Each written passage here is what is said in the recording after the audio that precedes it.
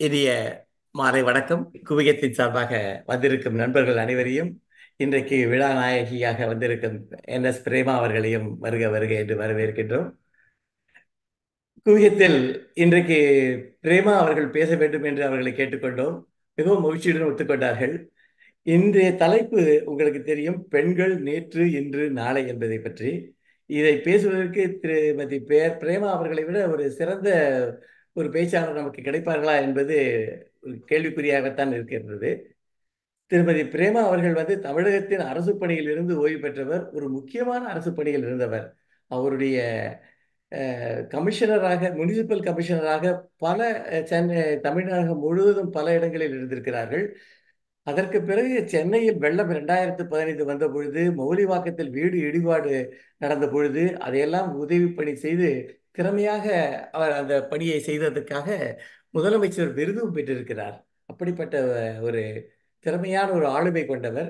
அது மட்டுமல்லாமல் அவர் 2016 ரிட்டையர் ஆனப்புறம் இலக்கியத்துறையில் நிறைய ஈடுபாடு கொண்டு பெண்கள் நலத்திட்டம் பற்றி தொலைக்காட்சியில் உரை பண்ணியிருக்கிறார். மற்றும் பல நேரடி மற்றும் இணையதள மன்றங்களில் தமிழ் இலக்கிய உரை, புத்தக விமர்சனம் போன்ற பல நிகழ்வுகளை நடத்தி வருகின்றார். நமது குவியத்தின் எண்ணற்ற நிகழ்வுகளில் தனது கருத்துக்களை முத்திரையாக பதித்தவர். பெண்கள் நலன்களை பற்றி நாங்கள் ஒரு கருத்து ஒன்று, ஒரு அதாவது பெண்ணிய கருத்துக்களை பற்றி பேசுவது வேண்டும், யாராவது ஒருத்தர் பேசுனா நல்லா இருக்கும் அப்படின்னு நானும் கிருபானந்தர் அவர்களும் யோசித்தோம். அப்போதான் இவங்களுடைய ஞாபகம் வந்தது. போன மாதம் அவங்களை கேட்டோம், அந்த மாதிரி நீங்கள் ஒரு நாளைக்கு இந்த மாதம் ஏப்ரல் கடைசி வாரத்தில் பேச முடியுமான்னு. அவங்களும் சரி என்று ஒத்துக்கொண்டார்கள்.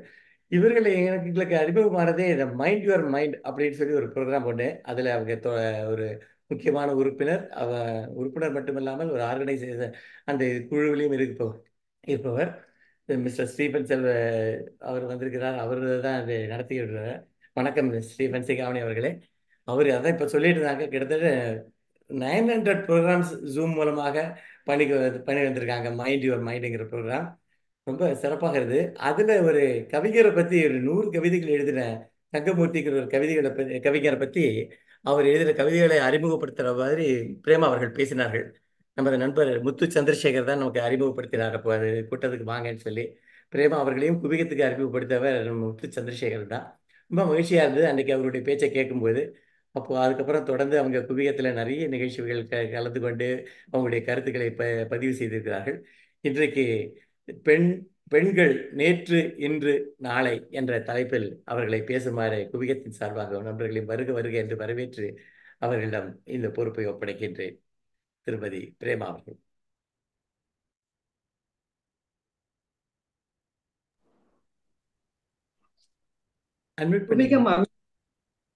குவிகம் அமைப்பில் இணைந்திருக்கும் அனைத்து ஆளுமைகளுக்கும் என்னுடைய மகிழ்வான வணக்கத்தை பேரன்புடன் தெரிவித்துக் கொள்கிறேன்.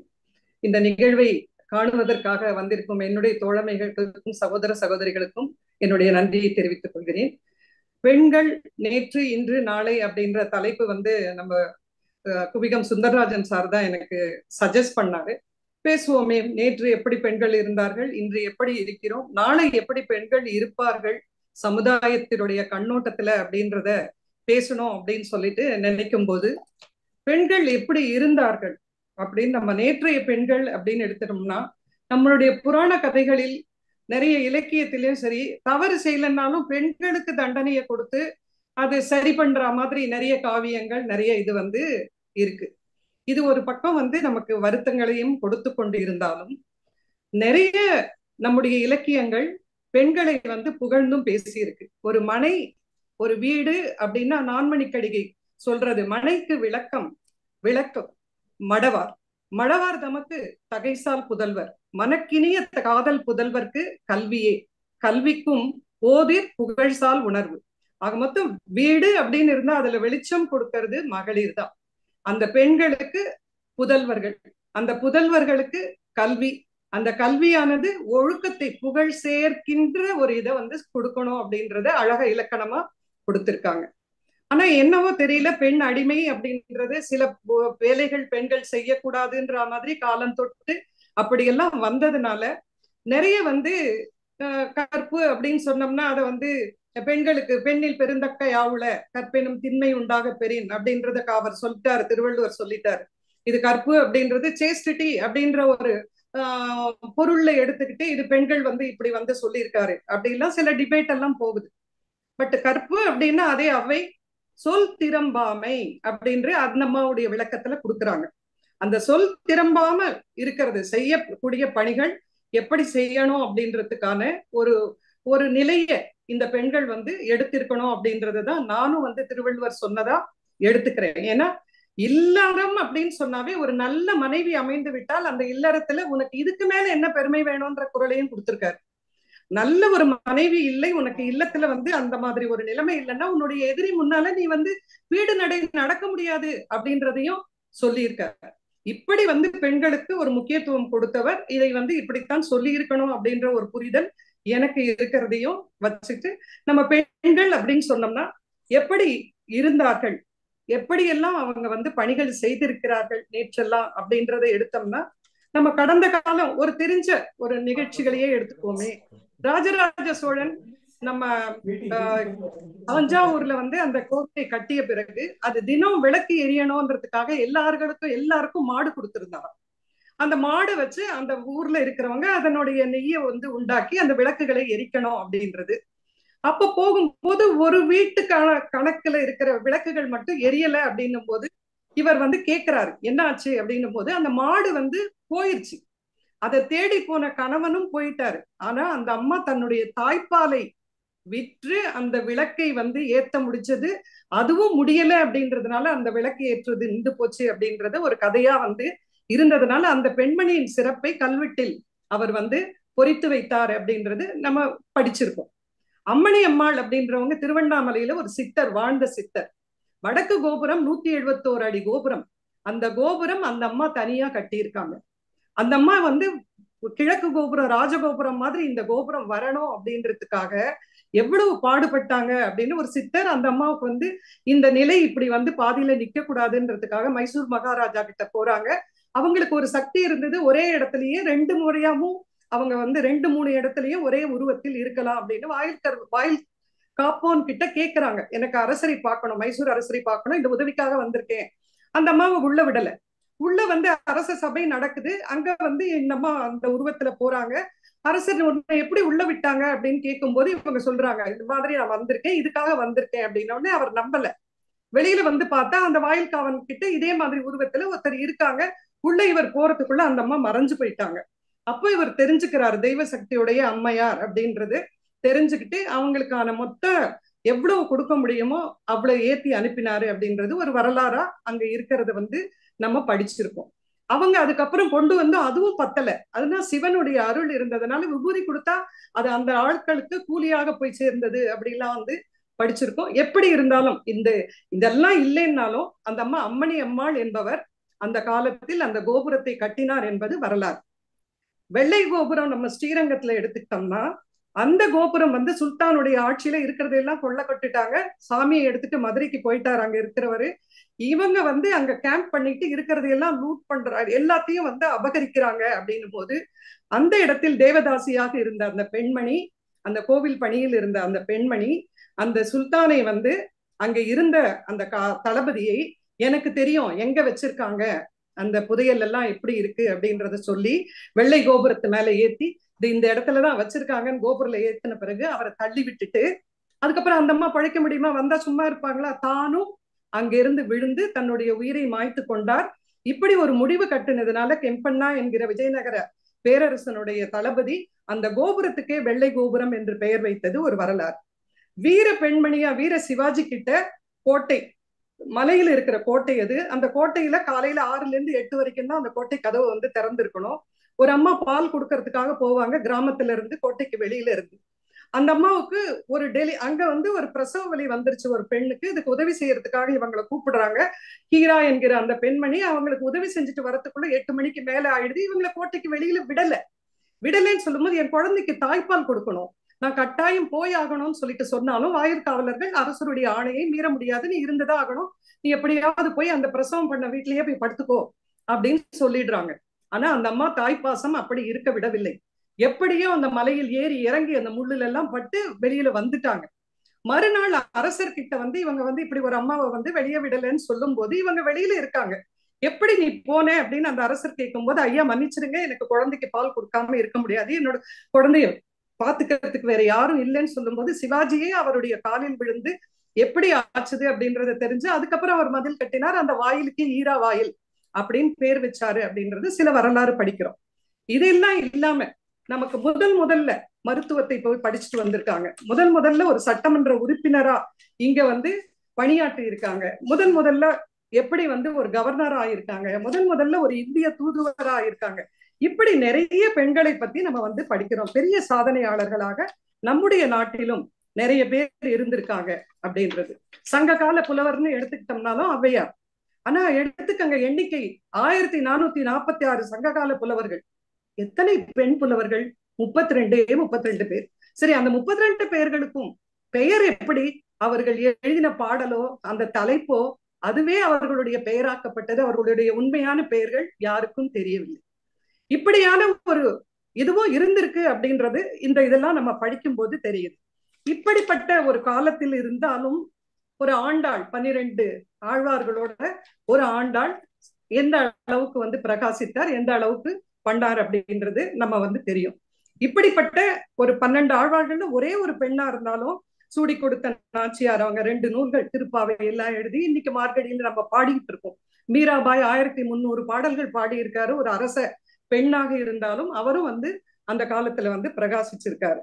மானிட வடிவுல வந்து கண்ணனை மணந்த ஆண்டாள் பத்தி எல்லாம் நம்ம படிக்கிறோம் அப்படின்னாலும் இன்னைக்கு ராமானுஜருக்கு வந்து திருக்கோளூர் அந்த பெண் ரகசியம், பெண் பிள்ளை ரகசியம் அப்படின்றது எல்லாரும் படிச்சிருக்கோம்.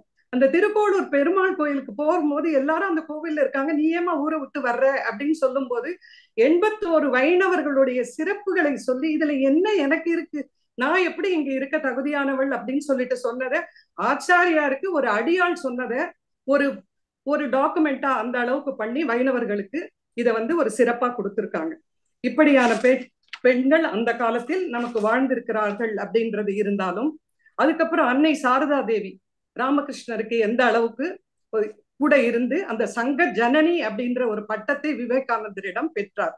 பாரதியோட ஞான குருஜி நிவேதிதா அவங்கள பார்த்த பிறகுதான் பாரதியார் பெண் அடிமையை பத்தி எல்லாம் இப்படி சீறி எழுந்து இன்னைக்கு எனக்கெல்லாம் வந்து ஒரு பாரதியார் தான் நான் என்னோட காட்ஃபாதர்னு சொல்லுவேன். ஒவ்வொரு பேச்சு எங்க போய் பேசினாலும் எனக்கு எங்க வீட்டில் எல்லாம் வேற யாரும் வந்து எனக்கு ஊக்கம் கொடுக்கறதுக்கோ செய்யறதுக்கோ இல்ல. அப்பா நல்லா பாத்துக்கிட்டாரு. ஒரு விவசாய குடும்பத்திலிருந்து வந்தாலும் படிப்பு வருதுன்றதுனால நீ படிமா அப்படின்றத ஒரு ஊக்கம் கொடுத்தாரு. ஆனா எனக்கு வந்து நான் படிக்கிறதுக்கு செய்யறதுக்கு திருக்குறளும் பாரதியாரும் தான் எனக்கு உதவினாங்க. ஒரு போட்டிகளில கலந்துக்கிறதுக்கு, ஒரு பரிசு வாங்கறதுக்கு என்னுடைய ஆசிரியர்கள் கொடுத்த ஊக்கத்தோட இவங்க 2 பேர் தான் எனக்கு வந்து வழித்துணையாக இருந்தாங்கன்றதுனால பாரதியாரை நான் எப்பவும் என்னுடைய ஞான குருன்னு சொல்வேன். அவர் வந்து அந்த அளவுக்கு அன்னை அப்படின்னு சொல்லிட்டு நிவேதிதாவை வந்து அழைச்சு அந்த அளவுக்கு வந்து பெண்களுக்கான அந்த சீர்திருத்த கருத்துக்களுடைய பாட்டுகள்லாம் எப்படி வந்ததுன்னா அவங்கள சந்திச்ச பிறகுதான் வந்தது. பாண்டிச்சேரி அன்னை சர்வதேச நகரத்தை வந்து நிர்மாணிச்சவர். அதே மாதிரி மதர் தெரசா எச்சில் வேணா நான் வாங்கிக்கிறேன், போய் காசு கேட்டா ஒருத்தன் எச்சில துப்புனா நீ எச்சில் எனக்கு கொடுத்துட்ட, என்னுடைய குழந்தைகளுக்கு நான் காப்பாத்துறவங்களுக்கு நீ பைசா கூடன்னு கேட்கிற அளவுக்கு அந்த அளவுக்கு வந்து இருந்தாங்க. இந்திரா காந்தி அம்மையார் மேல் டாமினேட்டடா இருக்கிற ஒரு வேர்ல்டுல அந்த அம்மையார் வந்து ஒரு பிரைம் மினிஸ்டரா இருந்து ஒரு எந்த அளவுக்கு வந்து உலக அளவில் ஒரு புகழை பெற்றார். ஜெயலலிதா மறைந்த முன்னாள் முதல்வர் எந்த துறையிலிருந்து அவர் வந்தார், திரைப்பட துறையிலிருந்து வந்தாலும் அவர் எந்த அளவுக்கு வந்து ஒரு ஆளுமையாக அந்த இந்த நாட்டில் வந்து இருந்தார் அப்படின்றத வந்து எல்லாருக்கும் தெரியும். ஆனந்திபாய் ஜோஷி மேற்கத்திய முறையில் மருத்துவ பயிற்சி பெற்ற முதல் பெண்மணி. அந்த முதல் பெண்மணி அந்த மேற்கத்திய முறையில ஆங்கிலேய பயிற்சி பெற்று இங்க வந்து சாதிச்சாங்க. சரோஜினி நாயுடு கவிஞர், சமூக ஆர்வலர், முதல் பெண் கவர்னராக அவங்க இருந்தாங்க. விஜயலட்சுமி பண்டிட் அதே மாதிரி முதல் பெண் கேபினெட் அமைச்சர், இந்திய தூதுவராக பிரகாசிச்சாங்க. கமலாவத் தேவி சட்டோபாத்யா லண்டன்ல கல்வி பயிற்சிட்டு இங்க வந்து சட்டமன்ற உறுப்பினர் பதவிக்கு போட்டியிட்டு முதல் பெண்மணி அவங்கதான் சட்டமன்ற உறுப்பினராக ஆனாங்க. பத்மபூஷன் விருதெல்லாம் அவங்களுக்கு கிடைச்சது. அண்ணா சாண்டி கேரளால சட்டம் பயின்று முதல் அந்த முன்சிப் அப்படின்ற அந்த ஒரு நீதிபதி பதவியை அவங்க பெற்றாங்க. முதல் பெண் அமைச்சராக முதலமைச்சராக யசோதா கிருப்லானி அவர்கள் தேர்ந்தெடுக்கப்பட்டார். கேப்டன் பிரேம் மத்தூர் அப்படின்றவங்க தான் கமர்ஷியல் விமான ஓட்டுநர் பயிற்சிக்கு தேர்வாகி டெக்கான் ஏர்வேஸ்ல முதல் விமான பெண்மணியாக பணியாற்றினார். லட்சுமி சாகர் இந்திய தேசிய ராணுவத்தில் ஜான்சி ராணி அப்படின்ற அந்த படை உருவாகிறதுக்கு காரணமாக இருந்தவர். பத்மபூஷன் விபு அந்த விருதையும் பெற்றவர். ஆசிமா செட்டர்ஜி முதல் அறிவியல்ல முனைவர் பட்டம் வாங்கி மருந்து தயாரிப்புக்கு அதே மாதிரி அவங்க வந்து ராஜ்யசபா உறுப்பினராகவும் இருந்து அந்த அளவுக்கு நம்முடைய நாட்டுக்கு வந்து ஒரு பெருமை சேர்த்தவர். கல்பனா சாவ்லா முதல் பெண் விண்வெளி வீரராக இருந்தாங்க. இப்படியெல்லாம் வந்து பெண்கள் இருந்தாலும் எத்தனை பெண்கள் நமக்கு வந்து 48% இன்னைக்கு பெண்கள் இருக்காங்க. 48% பெண்களுக்கும் இன்னைக்கு உரிய அங்கீகாரம் கிடைக்குதா? சட்டம் முதல்ல வந்து ஓட்டு இல்லைன்னு இருந்தது, ஓட்டு வந்துருச்சு. சொத்து இல்லைன்னு இருந்தது, சொத்து வந்துருச்சு. நிறைய திட்டங்கள் பெண்களுக்காக தமிழ்நாடுல வந்து திட்டங்கள் அப்படின்றது இப்ப கொடுக்குற பேருந்தில் இலவசமாக பயணம் செய்யலான்றது வரைக்கும் நிறைய திட்டங்கள் பெண்களுக்காக கொடுத்திருக்காங்க. அப்படியெல்லாம் இருந்தும் பெண்களுக்கு வந்து சொல்லிக்கிற மாதிரி இன்னைக்கு முன்னேற்றம் இருக்கா அப்படின்னு சொல்லிட்டு கேட்டோம்னா, படித்த பெண்கள் ஏதோ பிரகாசிச்சுட்டு இருக்காங்க. அதே சமயம் எந்த அளவுக்கு வந்து பெண்களை வந்து ஒரு ஜெண்டர் அந்த இன்இக்வாலிட்டி அப்படின்றது இருக்கு அப்படின்றது எடுத்து பார்க்க வேண்டிய நிலைமையில இருக்கு. எல்லாருக்கும் ஒரு ஐடில ஒர்க் பண்ற பையன் 10 மணிக்கு வந்தா யாராவது பேசுறோமா? 12 மணிக்கு வந்தா யாராவது பேசுறோமா? அதே பெண்கள் அந்த 10 மணிக்கு மேல 12 மணிக்கு வந்தா எப்படி பேசப்படுகிறார்கள், எப்படி பார்க்கப்படுகிறார்கள்? சில சொற்கள் பெண்களுக்கு மட்டுமே பயன்படுத்தப்படுகிறது அவங்களை இழிவு செய்யறதுக்கு. ஆண்களுக்காக அந்த சொற்கள் எல்லாம் கிடையாது. அந்த மாதிரி எல்லாம் வந்து இன்னுமே இருக்காங்க.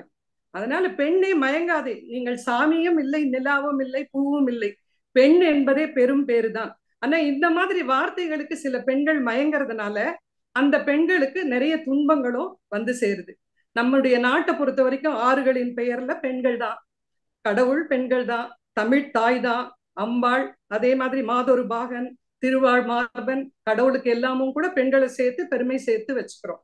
ஆனா நேரடியாக அந்த பெண்களை அந்த ஒரு புரிதலோடு அந்த ஒரு மரியாதையோடு பார்க்கிறோமா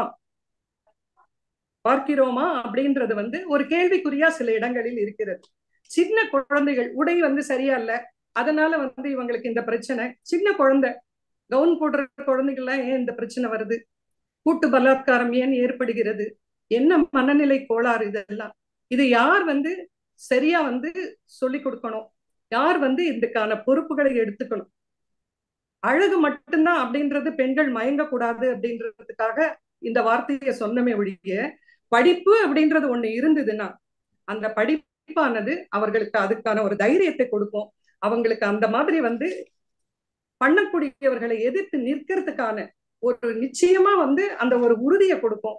இல்ல இதையெல்லாம் கடந்து போவதுக்கு நீ என்ன வேணா பேசு, நான் எப்படி இருக்கணும், எனக்கு என்ன சொல்லப்பட்டு இருக்கிறது, நான் எப்படி நடந்துக்கணும் அப்படின்றது எனக்கு தெரியும் அப்படின்ற ஒரு நல்ல புரிதலோடு அந்த ஒழுக்கத்தோடு வாழக்கூடிய அந்த உண்மையான ஒரு புரிதலோட கூடிய ஒரு தன்னம்பிக்கையும் ஒரு சுய முன்னேற்றமும் ஒரு பெண்ணுக்கு இருந்துருச்சுன்னா இது எதை பத்தியும் கவலைப்படாம அவங்க வாழ்க்கையில எப்படி வந்து வள்ளுவர் சொன்னாரோ, தற்காத்து தற்கொண்டார் பேணி தகை சார்ந்த சொற்காத்து சோர்விலாள் பெண், தன்னையும் காத்துக்குவா, தன்னை சேர்ந்தவங்களும் காத்துக்குவா, சோர்வில்லாமையே இருப்பா.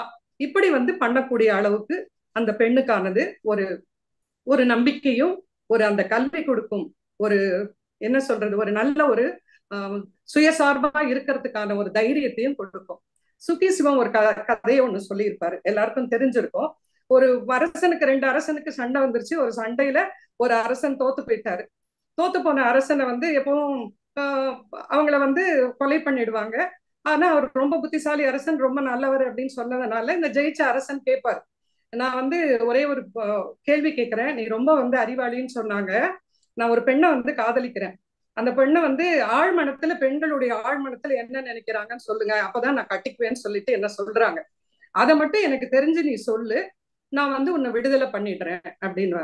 இவர் யோசிப்பாரு, பெண்களுடைய நிலையில இருந்து இதை எப்படி சொல்றது அப்படின்னும் போது அந்த ஊர்ல ரொம்ப வந்து அறிவாளி ஆனா ஒரு சூன்யக்கார ஒரு கிழவி மாதிரி இருக்காங்க, அவங்களை கேட்டா இது விடுதி கிடைக்கும் அப்படின்னு சொல்லி தெரிஞ்சு அந்த அம்மா கிட்ட போவாங்க.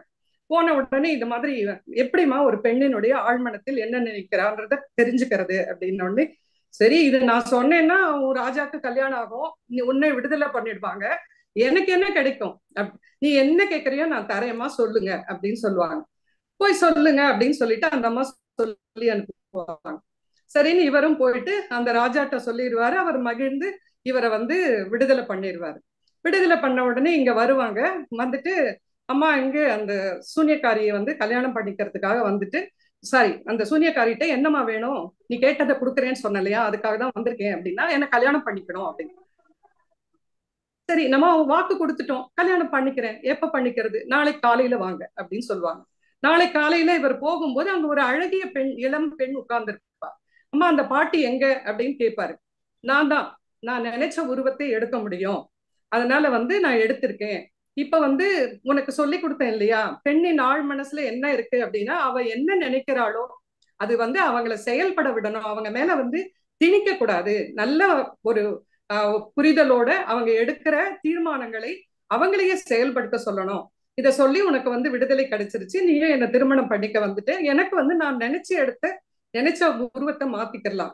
இப்போ உனக்கு ஒரு கேள்வி, நான் வந்து உன் கூட வரும்போது இப்படி இளமையா இருக்கணுமா, இல்ல உன் கூட தனியா இருக்கும்போது நான் இளமையா இருக்கணுமா, நான் எப்ப இளமையா இருக்கணும் எப்ப கழவியா இருக்கணும் வந்து நீ முடிவு பண்ணு அப்படின்னு கேட்பாங்க.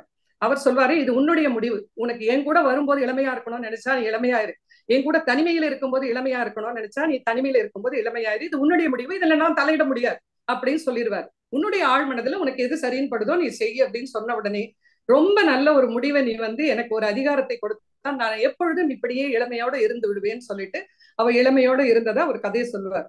இந்த மாதிரி பெண்களுக்கு அந்த ஒரு சுயமாக அவர்கள் மேல வந்து திணிக்காம, இங்க நிக்காதே, இங்கே போகாதே, இங்கே வராதே, இது வந்து பெண் செய்யற வேலை இல்ல, அது பெண் செய்யற வேலை, இப்படி வந்து இன்னுமே சில வீடுகளில் சில இடங்களில் அந்த பழமையான ஒரு நோக்கத்தோட அவர்களை வந்து கொடுமை பண்றதுன்னு கிடையாது, அது வந்து இன்னும் நடந்து கொண்டு இருக்கிறது.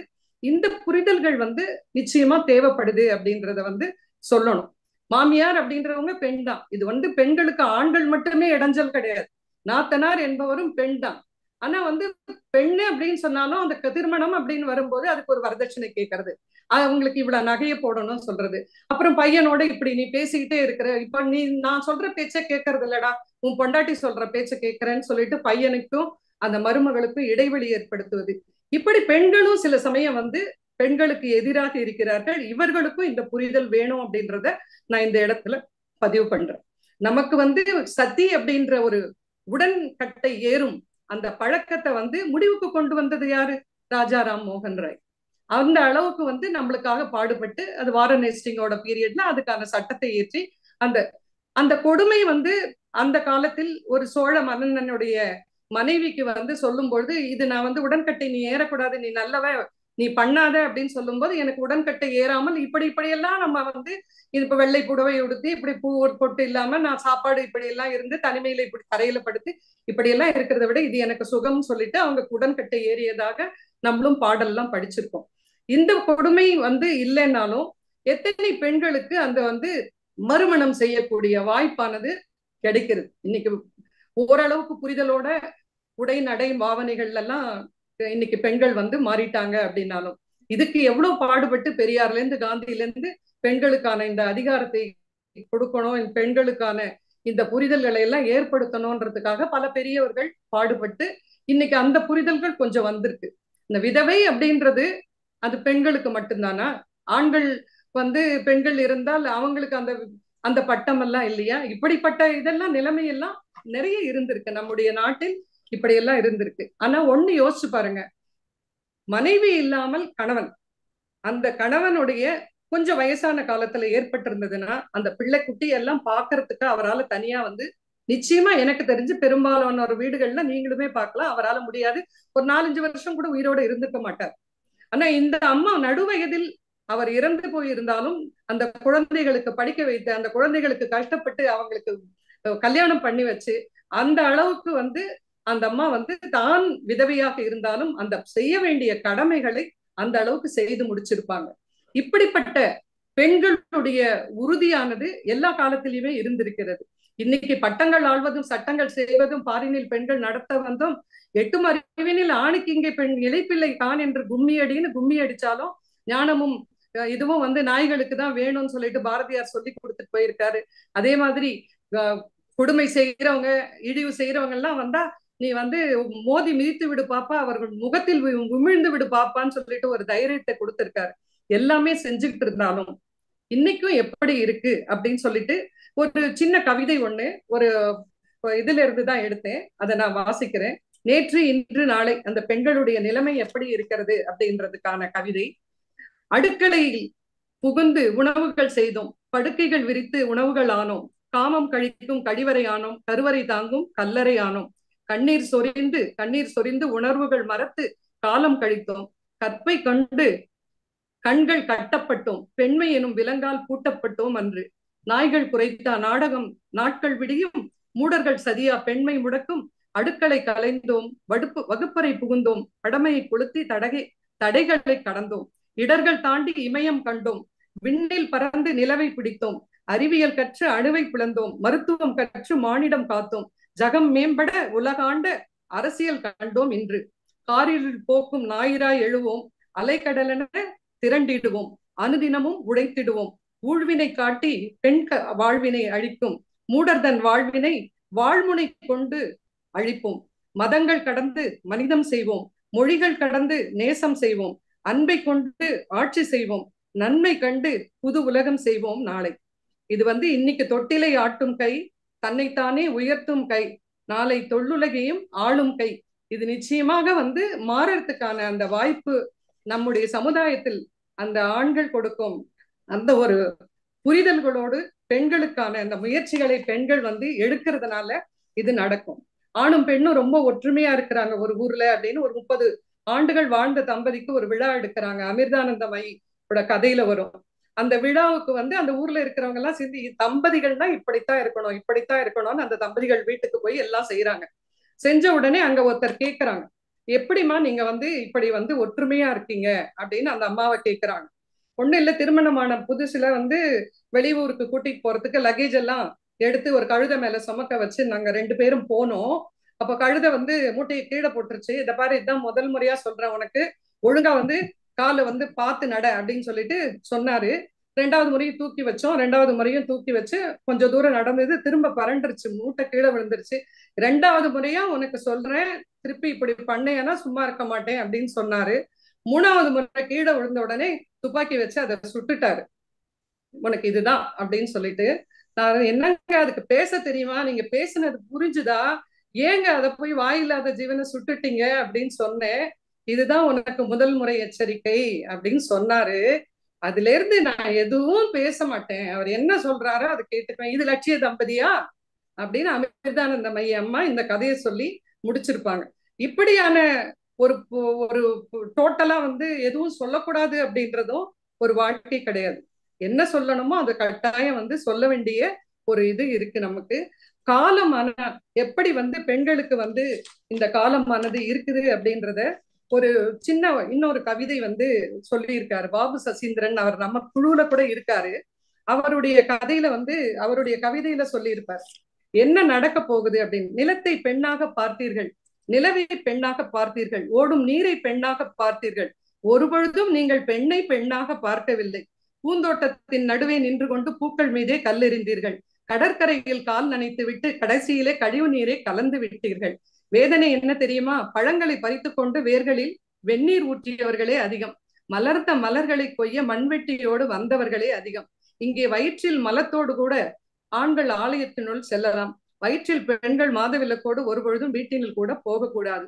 இங்கே பெண் சாமிக்கு கூட ஆண் சமூகம் தான் ஆடை மாற்றுகிறது, அதையே அவர்களிடம் நியாயப்படுத்தி நம்ப வைக்கிறது, அவர்களிடம் நியாயப்படுத்தி நம்ப வைக்கிறது. ஆண்டுகளால் ஆராய்ச்சி செய்யவும் அக்னியில் இறக்கி ஆய்வு பண்ணவும் நீங்கள் பெண்களைத்தான் பயன்படுத்துகிறீர்கள். ஜனகன் மகள் சொன்னாள், காண்டீபம் உடைத்தான் ஒருவன், கவர்ந்து சென்றான் மற்றொருவன், கானகத்தில் பாதி காவலில் பாதி, கானகத்தில் பாதி காவலில் மீதி, மீட்கப்பட்டு கடைசியில் நெருப்பில் இறக்கி நிரூபிக்கப்பட்டோம் நாங்கள். ஜனகன் மகள் சொன்னாள். அகலிகை சொன்னாள், தப்பு செய்ய வானில் இருந்து சேவலாய் வந்த தேவன் தப்பித்துக் கொள்ள தண்டனை பெற்று கல்லாய் சபிக்கப்பட்டது நாங்கள். நளாயினி சொன்னாள், ஒருத்தி போதாதென்று பலரோடு உறவு கொண்ட இவனுக்காக, இவன் இன்பத்திற்காக வெட்கம் விட்டு வேசியின் வீட்டிற்கு கூட சென்றோம் நாங்கள். சாவித்திரி சொன்னாள், அற்ப ஆயுள் கொண்ட இவனுக்காக யமனிடம் சென்று யாசகம் கேட்டு உயிர் பிச்சை வாங்கி வந்தோம் நாங்கள். கண்ணகி சொன்னாள், மனம் முடித்து மறந்து துறந்துவிட்டு மற்ற வாழ்க்கையை மாதவியிடம் தொலைத்துவிட்டு சாகும் போது திரும்பி வந்தவனுக்காக நகரத்தையே எரிக்கிறோம் நாங்கள். திரௌபதி சொன்னாள், என் புடவை அவிழ்ப்பை கூட அவையில் அனைவரும் பார்த்து கொண்டு இருந்தீர்கள். அங்கு கண்ணன் வரவில்லை என்றால் என் நிர்வாணம் கூட நியாயப்படுத்தப்பட்டிருக்கும். எங்கள் மானங்களை மையப்புள்ளியாய் வைத்தே பல மகா காவியங்கள் மகத்தானதாக நகர்கின்றன. விடுதலை கண்டதாக சொல்லும் இந்த காலத்தில் எங்களின் நிர்வாணங்களை நிலைநிறுத்தியே விரசங்களை விளம்பரப்படுத்தியே அனைத்தும் விற்கப்படுகிறது. மீண்டும் சொல்கிறேன், நிலத்தை பெண்ணாக பார்த்தீர்கள், நிலவை பெண்ணாக பார்த்தீர்கள், ஓடும் நீரை பெண்ணாக பார்த்தீர்கள். ஒரு பொழுதும் நீங்கள் பெண்ணை பெண்ணாக பார்க்கவில்லை. கடைசியாய் ஒன்று, நீங்கள் கருவறைக்காக கையேந்தவும் கருவறையை எங்களிடம் வாடகைக்கு கடன் கேட்கவும் அந்த நாட்கள் இன்னும் வெகு தூரம் இல்லை அப்படின்னு பாபு சசிந்திரன் அப்படின்றவர் ஒரு கவிதையை வந்து சொல்லியிருப்பார். இதுல உண்மையும் கூட. இது இந்த மாதிரி இருக்கிறதுனால இன்னைக்கு பெண்கள் திருமணம் அப்படின்னு சொல்லிட்டு படித்த பெண்கள், நல்ல சம்பாதிக்கின்ற பெண்கள் இன்னைக்கு திருமணத்துக்கு மறுத்து கொண்டிருக்கிறார்கள். நாங்க திருமணம் செய்ய விரும்பவில்லை என்று மறுத்து கொண்டிருக்கிறார்கள். இப்படி ஒரு நிலைமை வந்தால் இனி என்ன ஆகும்? சமுதாயம் எப்படி வந்து மக்கள் வந்து வாழ போறாங்க, எப்படி மக்கள் வந்து இருக்க போறாங்க அப்படின்றது தெரியல. திருமண ஆசை பூக்கும் மனம் இருந்தும் திருமண சேலை உடுத்த வயதிருந்தும் கணவனை வாங்க காசில்லை அவளுக்கு. தினமும் வருகிறார்கள் பெண் பார்க்க, இரக்கமின்றி இருக்கிறார்கள் பணம் கேட்க. கடவுளை காணத்தான் தட்சணை, கணவனை காணக்கூடவா தட்சணை? பதில் இல்லை அவள் கேள்விக்கு. ஏழையாய் பிறந்ததால் கோழையாய் நிற்கிறாள். விலை போகாத பூவை போல கண்ணீரோடு சுவர் சாய்ந்தாள். நேற்று பெண்களுடைய கதை. இன்று அலங்கரித்த மணமேடையில் சிந்தனையோடு மணமகள் புன்னகையோடு மணமகன். பேசிய பணம் வரவில்லையே, மிடுக்குடன் மாப்பிள்ளை அப்பா. திருமணம் நிற்பது உறுதியானது. பாவப்பட்ட ஜென்மம் தானே நாம். புலம்பினாள் தாய், பெற்ற தாய், பெண்ணை பெற்ற தாய். மானம் போன பின் குடும்பத்திற்கு தற்கொலைதான் தக்க முடிவு. தீர்ப்பு கூறி கலைந்தது திருமண கூட்டம். மறுநாள் காலை நாளிதழில் மாற்றி வந்ததோர் தீர்ப்பொன்று. வரதட்சணை கேட்ட மாப்பிள்ளையை போலீசில் பிடித்து கொடுத்தாள் புதுப்பெண் என்று. இது இன்று. நாளை ஹலோ பீட்டர் பேசுறேன். திவ்யா பேசுறியா? திவ்யா தான் பேசுறேன். நிலவு பார்த்த குழந்தை போல் மலர்ந்த முகமானாள் அவள். பீட்டர், நான் உன்னையே கல்யாணம் செஞ்சுக்க முடிவு பண்ணிட்டேன். 1,00,000 ரூபாய் பணம், 100 பவுன் நகை, ஒரு வீடு, அவ்வளவுதான். ஓகேவா? ஓகே ஓகே, ரொம்ப சந்தோஷம். அவன் உள்ளம் துள்ளியது சந்தோஷத்தில். மறுநாள் மணக்கோலம். ரெஜிஸ்ட்ரார் ஆபீஸில் பெண்ணினுடைய அப்பாவே ரெஜிஸ்ட்ரார். எங்கம்மா, யாரம்மா இது? எங்க உன் கணவன்? அவன் கொடுத்து வரதட்சணைக்கு 2 வருஷம் வாழ்ந்தாச்சுப்பா, போதும் என்று விவாகரத்து பண்ணிட்டேன். இப்ப இவன் கொடுக்கும் பணத்துக்கு 4 வருட ஒப்பந்தத்தோடு நடக்கிறது எங்கள் புதிய திருமணம் என கூலாக சொன்னாள் கலியுக கண்ணகி. இப்படி ஒருத்தர் பிரவீன்குமார் அப்படின்றவரு ஒரு கவிதை எழுதியிருக்காரு. ஒரு ஆண்மகன் இதை பத்தி ஒரு கவிதை எழுதியிருக்கார். இன்னைக்கு பெண்களுடைய நிலைமை இப்படியான ஆண்கள் இருந்தால் இப்படியாக போகும் அப்படின்றதுக்கான ஒரு எச்சரிக்கையா இதை வந்து சொல்லி இருக்காங்க. ஆனா பெண்களை பொறுத்த வரைக்கும் இன்னைக்கு சொந்த காலில் நிற்பதற்கு பெரும்பாலான பெண்கள் தயாராகி விட்டார்கள். நிறைய சாதனைகளை செய்யறதுக்கு அவர்களோட இருக்கிற மற்றவர்களும் ஊக்கம் கொடுக்கறாங்க அப்படின்னும் போது நன்றாகவே அவங்க வந்து பிரகாசிக்கிறார்கள். இப்படிப்பட்ட நிலையில் பெண்கள் நேற்று எப்படி இருந்தார்கள், இன்று எப்படி இருக்கிறார்கள், நாளை எப்படி இருப்பார்கள் அப்படின்றத வந்து நம்ம காலத்திலேயே இப்ப வாஜ்பாய் வந்து சின்ன பிள்ளை அம்மா, படிக்காதம்மா, ஆனா ஒரு சுழல் நிதி ஏற்படுத்தி அந்த ஊர்ல இருக்கிற கடனை எல்லாம் வந்து தீர்த்து எப்படி பெண்கள் சுயமாக வாழலாம் அப்படின்னு மதுரை மாவட்டத்துல அவங்க பண்ணது. அதுக்காக வந்து அவங்களுக்கு வந்து ஜிஜாபாய் விருது கொடுக்கும்போது அவர் எப்படிப்பட்ட பெரிய ஒரு பிரதமர் அந்த அம்மாவுடைய காலை தொட்டு வணங்குகிறார். இப்படிப்பட்ட பெண்களும் இருக்காங்க. அதே மாதிரி வாரா கடன்களை எல்லாம் வசூல் பண்ணி கொடுக்கறதுக்கு ஒரு அமைப்பு, ஒரு பெண் இன்னைக்கு 300-500 கோடி ரூபாவை வந்து வசூல் பண்ணி கொடுக்கறாங்க அப்படின்றதெல்லாம் இன்னைக்கு நடந்துட்டு இருக்கு. எந்த காரியம் ஆண்களால முடியாது அப்படின்னா பெண்களால முடியாது அப்படின்றது இல்லாம 2 பேருமே சமம்தான். 2 பேருமே தாய்மை அப்படின்ற ஒரு பணியானது பெண்களுக்கு சிறப்பாக கடவுளால் கொடுக்கப்பட்டிருக்கிறது. அவ்வளவுதான். மத்தபடிக்கு மத்த இதுல வந்து ஆண்களும் பெண்களும் அந்த நிகரனை தான் நம்ம வந்து கொண்டு அது போலதான் வந்து பெண்களை வந்து பாவிக்கணும் அப்படின்றதுக்கு நிறைய பேர் சொல்லியிருக்காங்க. வைரமுத்துவோடைய ஒரு கவிதையை வந்து சொல்றேன். கடவுளாக்கி ஒதுக்குவதும் இல்லை, அடிமையாக்கி அடக்குவதும் இல்லை, சில நேரங்களில் ஆணினும் மேலானவள், மற்றபடி நிகரானவள். உன் தியாகத்தை திண்மையை கற்றுக்கொள்ளாமலே கழிகிறது ஆண் கூட்டம். நீ இல்லையேல் ஈர்ப்பும் இல்லை காப்பும் இல்லை, எப்போதும் போல் மகளிர் தினத்திலும் மதிக்கிறேன் பெண்ணே. மாலையும் நகையும் கேட்கவில்லை, பெண் மதித்தல் கேட்கிறாள். வீடும் வாசலும் கேட்கவில்லை, பெண் நம்பிக்கை கேட்கிறாள்.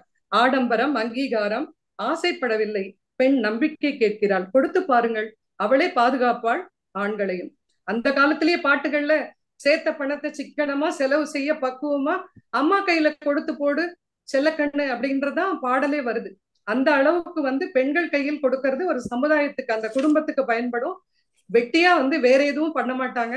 சாப்பாடு வந்து சர்வ் பண்ணிட்டு கடைசியில மிச்சம் இருக்கிற சாப்பாடை வந்து சாப்பிட்டு அந்த குடும்பத்துக்காக அந்த மாதிரி தியாகம் பண்ற பெண்கள் நிறைய இருக்கிற நம்முடைய நாட்டில் பெண்களுக்கு இன்னுமே ஒரு நல்ல அதிகாரத்தை கொடுக்கணும் அப்படின்றதுனால உள்ளாட்சியில் இன்னைக்கு வந்து பங்கு வந்துருச்சு. இது வந்து அடுத்து பார்லிமெண்ட், அசம்பிளி எல்லாத்துலயுமே வந்து பெண்களுடைய பங்களிப்பு வரும் பொழுது நிச்சயமா பெண்கள் இன்னைய விட இன்னுமே நன்றாக பிரகாசிப்பார்கள். அதுக்கு உதவி செய்கிற சகோதரர்களையும் நல்லா வந்து பாத்துக்குவாங்க. நல்ல சமுதாயம் ஏற்படும்.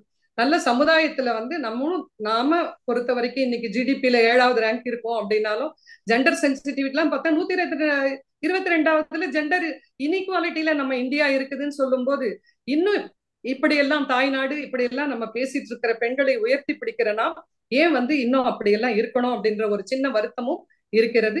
இவையெல்லாம் மாறும். அதுக்கான ஒரு நல்ல ஒரு படிப்பு அப்படின்றது இன்னைக்கு நமக்கு கிடைக்க ஆரம்பிச்சிருச்சு. அந்த படிப்பினால், அந்த கல்வியினால் நாம் நிச்சயமாக உயர்வோம், அனைவரையும் உயர்விப்போம் என்று சொல்லி இந்த வாய்ப்பினருக்கு நன்றி கூறி என்னுடைய உரையை நிறைவு செய்கிறேன். நன்றி, வணக்கம். அருமை அருமை மேடம். எப்படி ஒரு ஒரு அட்வொகேட் எப்படி பெண் உரிமைக்காக ஒரு வாதாடுற மாதிரி ரொம்ப அழகா சொன்னீங்க. நீங்க ரொம்ப அருமையா இருந்தது உங்களுடைய கருத்துக்கள். இப்போ அதான் நீங்க சொன்ன கருத்துக்களை பத்தி சில பாயிண்ட்ஸ் எல்லாம் கூட நோட் பண்ணி வச்சிருந்தேன். ரொம்ப அருமையா ஆரம்பிச்சீங்க நீங்க. அதாவது நேற்றைய பெண்கள் எப்படிப்பட்ட பெண்கள் எல்லாம் இருந்திருக்காங்க, பெண்ணின் பெருந்தக்க அப்படின்னு சொல்லி நம்ம இவருடைய திருவள்ளுவருடைய கோட்டோட ஆரம்பிச்சு நான்மணிக்கடிகையோட சொல்லி அப்புறம் அன்றைக்கு யார் யாரெல்லாம் சிறப்பாக பண்ணாங்கன்னு சொல்லி ஒரு பெரிய லிஸ்டே கொடுத்தீங்க. ரொம்ப அருமையா. தாய்ப்பாலை விற்று விளக்கு ஏத்துறவங்க, அப்புறம் தெய்வ சக்தி கொண்டு கோபுரம் கட்டின அம்மணி அம்மாள், அப்புறம் வெள்ளை கோபுரத்தில் எதிர் தளபதியை கொன்ற தாசி, சிவாஜி சாம்ராஜ்யத்தில் அந்த வாயிலை கட்டினவங்க ஔவையார், ஆண்டாள், மீராபாய், திருக்கோளூர் பெண்பிள்ளை ரகசியம், சாரதா தேவி, சகோதரி நிவேதிதா, மதர் தெரசா, இந்திரா காந்தி, ஜெயலலிதா, சரோஜினி நாயுடு, விஜயலட்சுமி பண்டிட், இப்படி ஒரு கமலாதேவி, யசோதா கிருபலானி ஒரு பெரிய ஒரு லிஸ்டே சொன்னீங்க. அதாவது நேற்றைய பெண்கள் எப்படியெல்லாம் அவர்கள் இருந்திருக்கிறார்கள் அப்படின்னு சொல்லி. அப்புறம் இன்றைய பெண்கள் எப்படி இருக்கிறாங்க அப்படிங்கிறதுக்காக நிறைய கதைகள்லாம் சொன்னீங்க. அதாவது பெண் ஆழ்மனதில் இருக்கிற ஒரு சூனியக்காரி சொன்ன கதையை, அது ரொம்ப அருமையான கருத்து. அது பெண்ணை அவருடைய அவங்க எண்ணப்படி இருக்கபடி விடுங்க அப்படிங்கிற ஒரு கருத்து ரொம்ப இது. இதில் ஒரு ஜோக் தான் சொல்லுவாங்க. அதாவது என்னுடைய மனைவி சுதந்திரம் இருக்கிற உரிமையை நான் கொடுத்துருக்கிறேன் அப்படின்னு சொல்லி ஒரு கணவர் சொல்லும்போது பெண் உரிமை வாய் விட்டு சிரிக்குமா. இப்படி அவர் கொடுத்து வாங்க வேண்டிய அளவுக்கு சுதந்திரம் இருக்க வேண்டியதில்லை அப்படிங்கிற மாதிரி சொல்றீங்க. அதற்கு பிறகு பின்னால் வந்த இதில் இந்த ராஜாராம் மோகன் ராய் இப்படி உடன்கட்டையை தடை செஞ்சதுனால பெண்களுடைய வாழ்வு எப்படி முன்னேறிச்சு, விதை திருமணத்தை பற்றி பெரியார் காந்தி சொன்னது, அது அழகாக சொன்னீங்க. அதாவது மனைவி இல்லாமல் கணவன் இருப்பது எவ்வளவு சிரமம். அவன் உடனே 2வது கல்யாணம் பண்ணிக்கிறாங்க. ஆனால் கணவன் இல்லாத மனைவி துணிச்சலாக இருந்து தனியாக இருந்து ஒரு குடும்பத்தை முன்னேற்றி பண்ணிருக்காங்கிறது நம்ம கண்கூடா நிறைய இடத்துல பார்க்குறோம். நம்ம குடும்பங்களில், பக்கத்து வீடுகளில், எல்லா இடத்துலையும் பார்க்குறோம். மிகவும் நல்ல ஒரு பாயிண்ட்டு. இதற்கு இதாக துணையாக நீங்கள் நிறைய கவிதைகளை சொன்னீங்க. அப்படி அடுக்களை விட்டு அந்த காலத்தில் அடுக்கலையில் இருந்தோம், இப்போ இன்றைக்கு வகுப்பறை சென்றோம், பின்னால் ஆட்சி செய்வோங்கிற கவிதை, அந்த பாபு சுசீந்திரனுடைய கவிதை அப்படியே மனசை அப்படியே நம்ம எல்லாரையுமே உருக்க வச்சிருச்சு. ரொம்ப அருமையாக தான் இருக்கு. சீதை, நலாயினி, அகலிகை, சாவித்திரி, கண்ணகி, திரௌபதி போன்ற பெண்கள் நிலைய இன்றைய கண்ணோட்டத்தோட பார்த்து ரொம்ப அழகாக சொன்னீர்கள். அதை தவிர அந்த கலியுக கண்ணகி, வைரமுத்து கவிதை இப்படியெல்லாம் சொல்லி கடைசியில் நீங்கள் முடிக்கும்போது ஆண் பெண் 2 பேருமே சமமாக இருந்தால் தான் அதை முடிக்க முடியும். தான் வசதி நீ மட்டும் அப்படிங்கிற எண்ணம் 2 பேருக்குமே வரக்கூடாதுங்கிற ஒரு கருத்தை ரொம்ப அழகாக, அப்படியே ஒரு சென்சிட்டிவ் கருத்தை ரொம்ப அழகாக சொன்னீர்கள். உங்களுடைய உங்களுடைய வெற்றிக்கு காரணம் பாதி உங்களுடைய திறமை, மீதி பாதிக்கு பாதி காரணம் என்று சொன்னீர்கள். பாதி என்றால் பாரதியார் திருவள்ளுவர். அது சரியாக தான் இருக்கிறது. ரொம்ப அழகாக சொல்லியிருக்கீங்க நீங்க. இப்போ நமது நண்பர்கள் இதை பற்றி அவங்களுடைய கருத்துக்களை சொல்லலாம். நம்ம ஒரு ஆர்குமெண்ட் மாதிரி இல்லை இதில். அதாவது ஆண் சிறந்தவரா பெண் சிறந்தவரா, உரிமை கொடுத்திருக்கிறோம் கொடுக்கலை அப்படிங்கிற பற்றி ஆர்குமெண்ட் இல்லாமல் நம்முடைய கருத்துக்களை நீங்கள் அவருடைய கருத்துக்கள் என்ன சொல்லியிருக்காங்களோ அதற்குள்ள கருத்துக்களை சொல்லுங்கன்னு கேட்குறோம். முதல்ல நம்ம ஸ்டீஃபன் சிகாமணி வெளியிலேருந்து வந்திருக்கிறாரு, மைண்ட் யுவர் மைண்ட். அவரை ஒரு நிமிடம் உங்களுடைய கருத்தை சொல்லுபடி கேட்குறேன். எல்லாரும் ஒரு நிமிடத்தில் சொன்னோம்னா நிறைய பேர் கருத்துக்களை சொல்லலாம். சார் ஸ்டீஃபன் சார் சொல்லுங்க. வணக்கம் வணக்கம் சார். மன்னிக்கணும், நீங்க முதல்ல நான் உள்ள நுழைஞ்சவொடனே என்னை பத்தி பேசிட்டு இருந்தீங்க. என்னால பேச முடியாத சூழ்நிலை இருந்ததுனால உங்களுக்கு பதில் சொல்ல முடியல. மைண்ட் யுவர் மைண்டோட எங்களோட ஒன் ஆஃப் த பில்லர் அவங்க வந்து பிரேமா மேடம் வந்து ஒன் ஆஃப் த பில்லர். நாங்க தொடங்குற காலத்துல இருந்து எங்களோட பயணிக்கிறாங்க, ஒன்னா பயணிக்கிறவங்க. இன்னைக்கு அவங்க பேசுறது வந்து எங்களுக்கு வந்து புதுசு இல்லை. அருமையான ஸ்பீச் கொடுத்தாங்க. ஒரு நல்ல சூழல் எப்படி இருக்கணும், அது வருங்கால பெண் எப்படி இருக்க போறா, கோர்ட்டுக்கு போய் இன்னொரு கல்யாணம் கட்டிக்க போறா அப்படின்றது ரொம்ப அது பார்க்கறதுக்கு காமெடியா இருந்தாலும் இந்த மாதிரி இருந்தா நல்லாதான் இருக்கும் போல தோணுது. நல்ல ஒரு அருமையான கருத்து. அதை நீங்க முழுமையா விளக்கமா சொல்லிட்டீங்க. அருமையான ஸ்பீச்சும் கூட நல்லா இருந்தது. நிறைய சிந்திக்க வைக்கிற கருத்துக்கள். அந்த இவரோட பாபு சுந்தரனோட கவிதை ரொம்ப சிந்திக்க வைக்கிற கருத்துக்களா இருந்தது. நான் ஒரு சின்ன 2 கருத்து மட்டும் சொல்லிடலாம்னு நினைக்கிறேன். இன்னைக்கு கூகுள்ல வந்து இன்னைக்கு வந்து இன்னைக்கும் நாளைக்கு இனி நம்ம ஆளு போவது வந்து ஆர்டிபிஷியல் இன்டெலிஜென்ஸ். இந்த ஆர்டிபிஷியல் இன்டெலிஜென்ஸ்ல வந்து கூகுள்ல ஆக்சுவலா டீப் மைண்ட்னு ஒரு டெக்னாலஜி இருக்கு. இந்த டெக்னாலஜி பேஸ் பண்ணி தான் நமக்கு ஆர்டிபிஷியல் இன்டெலிஜென்ஸ் ஒர்க் பண்ணுது. இதுக்கு இன்சார்ஜா இருக்கிறவங்க வந்து ஒரு லேடி, அவங்க பேர் டாக்டர் அகன்கா ஷா சௌத்ரி அப்படின்றவங்க தான் இருக்காங்க அங்க. ஸோ ஒரு லேடி அங்க இதை தான் கையாளுறாங்க அப்படின்றது ஒரு செய்தியா அவங்களுக்கு சொல்ல விரும்புறேன். கிளாரா பார்க்லே அப்படின்னு சொல்லிட்டு மைக்ரோசாஃப்ட் யூகேவோட சிஇஓவா இருக்கிறாங்க. ஸோ இந்த மாதிரி பெண்கள் நாளைக்கு வரப்போற டெக்னாலஜில 2 பெண்கள் உயர்நிலை இருக்கிறாங்க. இருந்தாலும் பட் இன்றைக்கு பல இடங்கள்ல நம்ம இந்தியால பல நிகழ்வுகள்ல பல இடங்கள்ல பார்த்தோம்னா தீட்டுன்னு சொல்றதும், விதவையை வரக்கூடாது என்ற இது எந்த பிரச்சனைக்கும் வரக்கூடாதுன்னு சொல்றதும் பெண்களா தான் இருக்கிறோமேன்றது மிக வருந்தத்தக்க செய்தியா இருக்குது. நாம 2 பக்கமும் பார்க்க வேண்டிய விஷயம்தான். இது மிகப்பெரிய ஒரு வைடு ஏரியா. டிஸ்கஸ் பண்ணலாம், நிறைய டிஸ்கஸ் பண்ணலாம். ஒரு சிறந்த ஸ்பீச் கொடுத்தாங்க. என்னை அழைத்ததற்கு உங்களுக்கு நன்றி கூறி, இந்த நிகழ்ச்சி ஏற்பாடு செய்த அனைவருக்கும் நன்றி கூறி நிகழ்ச்சி நான் நன்றி கூறி விடைபெறுகிறேன். நன்றி நன்றி நன்றி சிவன் சார், ரொம்ப அழகாக சொன்னீங்க. அடுத்தது வத்சலா மேடம், உங்களுடைய கருத்தை ஒரு நிமிடத்தில் சொல்லுங்களேன் ப்ளீஸ். வணக்கம். எழுதி வச்சிருக்கேன்னா, முதல்ல எனக்கு ரொம்ப ஆச்சரியமான ஒரு விஷயம்னா, இலக்கியத்துல வந்து ஔவையார் திருவள்ளுவர் எல்லாம் இருந்தும் கம்ப்ளீட்டா வந்து டெய்லி லைஃப்ல பெண்களுடைய நிலைமைக்கும் ரொம்ப வித்தியாசமா இருந்ததுங்கிறது ஒரு ரொம்ப பெரிய ஒரு வியப்புக்குரிய விஷயமா நான் பார்க்கிறேன். ரெண்டாவது, அப்போ அந்த அந்த எழுத்துக்கும் அந்த நடைமுறைக்கும் அவ்வளோ பெரிய டிஸ்டன்ஸ் இருந்திருக்கு. ரெண்டாவது, படிப்பை பற்றி சொன்னாங்க. அது ரொம்ப முக்கியம். படிப்பு கல்வி அப்படிங்கிறது முக்கியம். அதோடு சேர்ந்து இப்ப இருக்கிற வயலண்ட் சூழ்நிலையில தற்காப்பு கலை, உடல்ல வந்து நம்ம ஸ்ட்ராங்கா வச்சுக்கிறது பெண்களுக்கு ரொம்ப முக்கியமான விஷயமா நான் நினைக்கிறேன். தனியா இருக்கிறதுக்கு, சுயம் சார்ந்து இருக்கிறதுக்கு அதுவும் ஈக்குவலி இம்பார்ட்டன்ட். சின்ன வயசுல இருந்தே அவங்களுடைய உடல் இதை வந்து நல்ல ஸ்ட்ராங்கா இருக்கிறதுக்கு. ஒரு பெண்ணுனால வீக் அப்படிங்கிறது உண்மை இல்லை. மூன்றாவது வந்து பெண்கள் வந்து பெண்களுக்கு எதிராக இருக்காங்கங்கிறது அதுக்கு வந்து பின்னாடி இருக்கிற பேக்ரவுண்ட் நம்ம எல்லாருக்குமே தெரியும். ஆணாதிக்க சிந்தனையை பெண்களுக்கும் பிரெயின் வாஷ் பண்ணப்பட்டிருக்காங்க. அது ஒண்ணு. ரெண்டாவது, தனக்கு ஒரு இம்பார்ட்டன்ஸ் இல்லாதனால அவங்க வந்து இன்னும் பொசசிவ்னஸ் அவங்களுக்கு அதிகமா இருக்கு. இருக்கிற ஆண் தான் தலைவன் குடும்பத்துக்கு. அதனால அவனுடைய இது நம்ம வந்து அவன் நம்மளதான் பார்க்கணும். அந்த காம்படிட்டிவ்னஸ் வந்துடுறது. சோ பெண்கள் என்னைக்கு தன்னுடைய இது சுயத்தை புரிஞ்சுட்டு தன்னை மதிக்க கத்துக்கிறாங்கோ, அப்போ நிச்சயமா பெண்களுக்கு ஈஸியா இருக்க மாட்டாங்க. ரெண்டாவது, நாலாவது இது என்னன்னா, நம்ம பெண்களை வந்து ஓரளவு நீ தியாகம், நீ பொறுமை, நீ இப்படி, உன்னால முடியும் என்னால முடியாது அப்படின்னு சொல்லி அவங்களுக்கு வந்து அவங்கள பண்ண வச்சுட்டு ஆண்கள்லாம் சுகமா இருக்காங்க. குழந்தை என்கிட்ட சும்மா இருக்காது. குழந்தைய பார்த்துக்க என்னால முடியாது. அந்த அந்த அந்த இது போகணும் அவங்கள விட்டு. அவங்களாலதான் தைரியமா இருக்க முடியும், அவங்களாலதான் தனியா பண்ண முடியும். என்னால பண்ண முடியாது, நான் ஆம்பளை, அதனால என்னால பண்ண முடியாது. அந்த சாக்கு சொல்றதை நிறுத்தணும். நம்ம கடைசியில வந்து அவங்க சொன்ன மாதிரி டிட் ஃபார் டேட் அப்படிங்கிறது கிடையாது இதுல. நம்ம வந்து நீ என்னை படுத்தினா நான் உங்களை படுத்து போறேங்கிறது அது அது அதுக்கு அர்த்தமே கிடையாது. இட் டசன்ட் அது வாழ்க்கை வந்து அந்த மாதிரி கிடையாது. எல்லாரும் சந்தோஷமா இருக்கணும். ஸோ சமத்துவம் வரணும், புரிதல் வரணும். சமத்துவம்னா எல்லாத்துலயும் ஈக்குவலா இருக்க முடியாது, விட்டு கொடுக்கற தன்மையும் இருக்கணும், ரெண்டு பேருக்கும் இருக்கும். இதுதான் என்னுடைய கருத்து. நன்றி. ஃபேண்டாஸ்டிக் ஃபேண்டாஸ்டிக் மேடம், நல்ல அழகா சொன்னீங்க. ரெண்டு பேரும் சமமா ஒருத்தர் புரிந்துகிட்டு இருக்கணும், புரிதல் முக்கியங்கிற சொன்னீங்க. ஃபேண்டாஸ்டிக். பானு நடராஜ், அதுக்கு அடுத்தது டாக்டர் உமா பாரதி. இப்போ பானு நடராஜ் சொல்லுங்க. பானுமதி. வணக்கம். மிஸ்ஸஸ் பிரேமாவுக்கு சிறப்பான நன்றிகள். அப்படி வடை திறந்தாற் போல சொற்பிரயோகங்கள், அருமையான தகவல்கள், பெண்ணியத்தை பத்தின ஒரு உரையை கேட்ட மாதிரி இருந்தது. மங்கையராக பிறப்பதற்கே நல்ல மாதவம் செய்திட வேண்டும் அம்மா, பங்கைய கை நலம் பாற்றல்லவோ இந்த பாரில் அறங்கள் வளரும் அம்மா. எத்தனையோ கவிஞர்கள் எத்தனையோ விதத்துல பெண்மையை போற்றி இருக்கிறார்கள். அத வந்து இன்னைக்கு பாபு சசிதரன் கவிதையாகட்டும், இவர் வைரமுத்தூருடைய கவிதையாகட்டும், அதையெல்லாம் சரியான இடத்துல பொருத்தி கரெக்டா சொன்னாங்க. மிக அருமையான ஒரு உரை.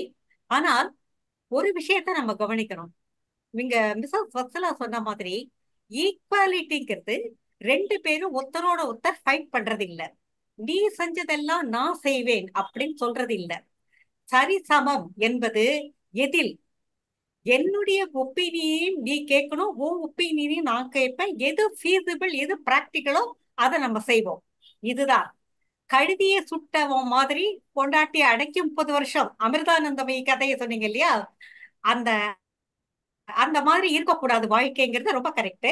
ஒருத்தர் அடிமையா இருந்து ஒருத்தர் ஆண்டவனா இருக்கணுங்கிற அவசியம் கிடையாது. ஆனா ஒரு வண்டிக்கு ஒரு டிரைவர் தான் இருக்கலாம், நீங்க அதையும் மனசுல வச்சுக்கணும். நம்ம குறுக்குல போகும்போது ஏதாவது சொல்லிட்டே இருந்தா ஆக்சிடென்ட் ஆகிறதுக்கு நிறைய சான்சஸ் இருக்கு. பெண்களுக்கு தன்னம்பிக்கை வேணும், தைரியம் வேணும், கல்வி வேண்டும். கல்வி மட்டும் இல்ல, நல்ல தெளிவும் அறிவும் வேணும், வீரம் வேண்டும். உங்க உங்க பேச்சை இன்னைக்கு ரொம்ப அருமையா இருந்தது, பல நல்ல சிந்தனைகளை தூண்டியது. உங்களுக்கு நன்றி, வணக்கம். நன்றி மேடம், ரொம்ப அழகா சொன்னீங்க. நீங்க கல்வி வேணும், எல்லாமே வேணும், சமமாக இருக்கணுங்கிறது பாயிண்ட் தான், ரொம்ப பாயிண்ட். அதுதான் பிரேமா மேடம் கடைசியாக சொல்லி முடிச்சது அதே தான், ரெண்டு பேரும் சமமாக இருக்கணும் அப்படிங்கிற வார்த்தை. அதை தான் நம்ம we are taking it to forward. Doctor Uma Bharathi madam. பெண்ணுக்குள் ஞானத்தை வைத்தான் புவி பேணி வளர்த்திடும் ஈசன், மண்ணுக்குள்ளே நல்ல மூதர் மாதர் அறிவை கெடுத்தர், கண்கள் இரண்டில் ஒன்றினை குத்தி காட்சி கெடுத்திடலாமோன்னார் மகாகவி. இன்னைக்கு அந்த இதை விளக்குற மாதிரி இருந்தது நம்ம பிரேமாமாவோட உரை. வந்து ரொம்ப அழகா இருந்தது, எல்லாமே நல்லா இருந்தது. நம்ம வத்சலாமா சொன்ன மாதிரி புரிதல் என்பது வேணும். எங்க வீட்டுல உள்ள ஒரு இன்சிடென்ட்டையே நான் சொல்றேன் இதுக்கு உதாரணமா. என்னுடைய மாமனார் என்ன கூப்பிட்டு உட்காத்தி வச்சு என்கிட்ட பேசும்போது அவர் சொல்றார், you are a brave lady, you can win over anything அப்படின்னு என்ன அழைச்சு உட்காத்தி வச்சு அவர் என்ன பாராட்டினார்.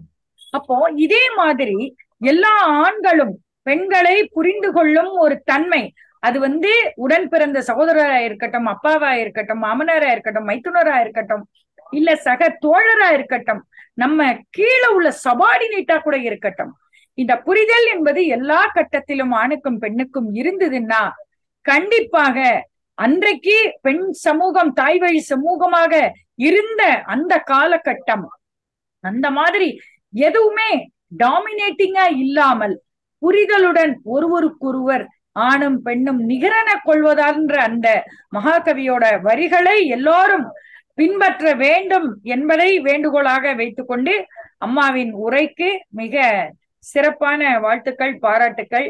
வாய்ப்பிற்கு நமது குவிகம் அமைப்பிற்கு நன்றி, வணக்கம். என்றைக்கும் நாமும் புரிதலோடு நடந்து கொள்வோம், மற்றவர்களுக்கு நம்மை புரிய வைப்போம்.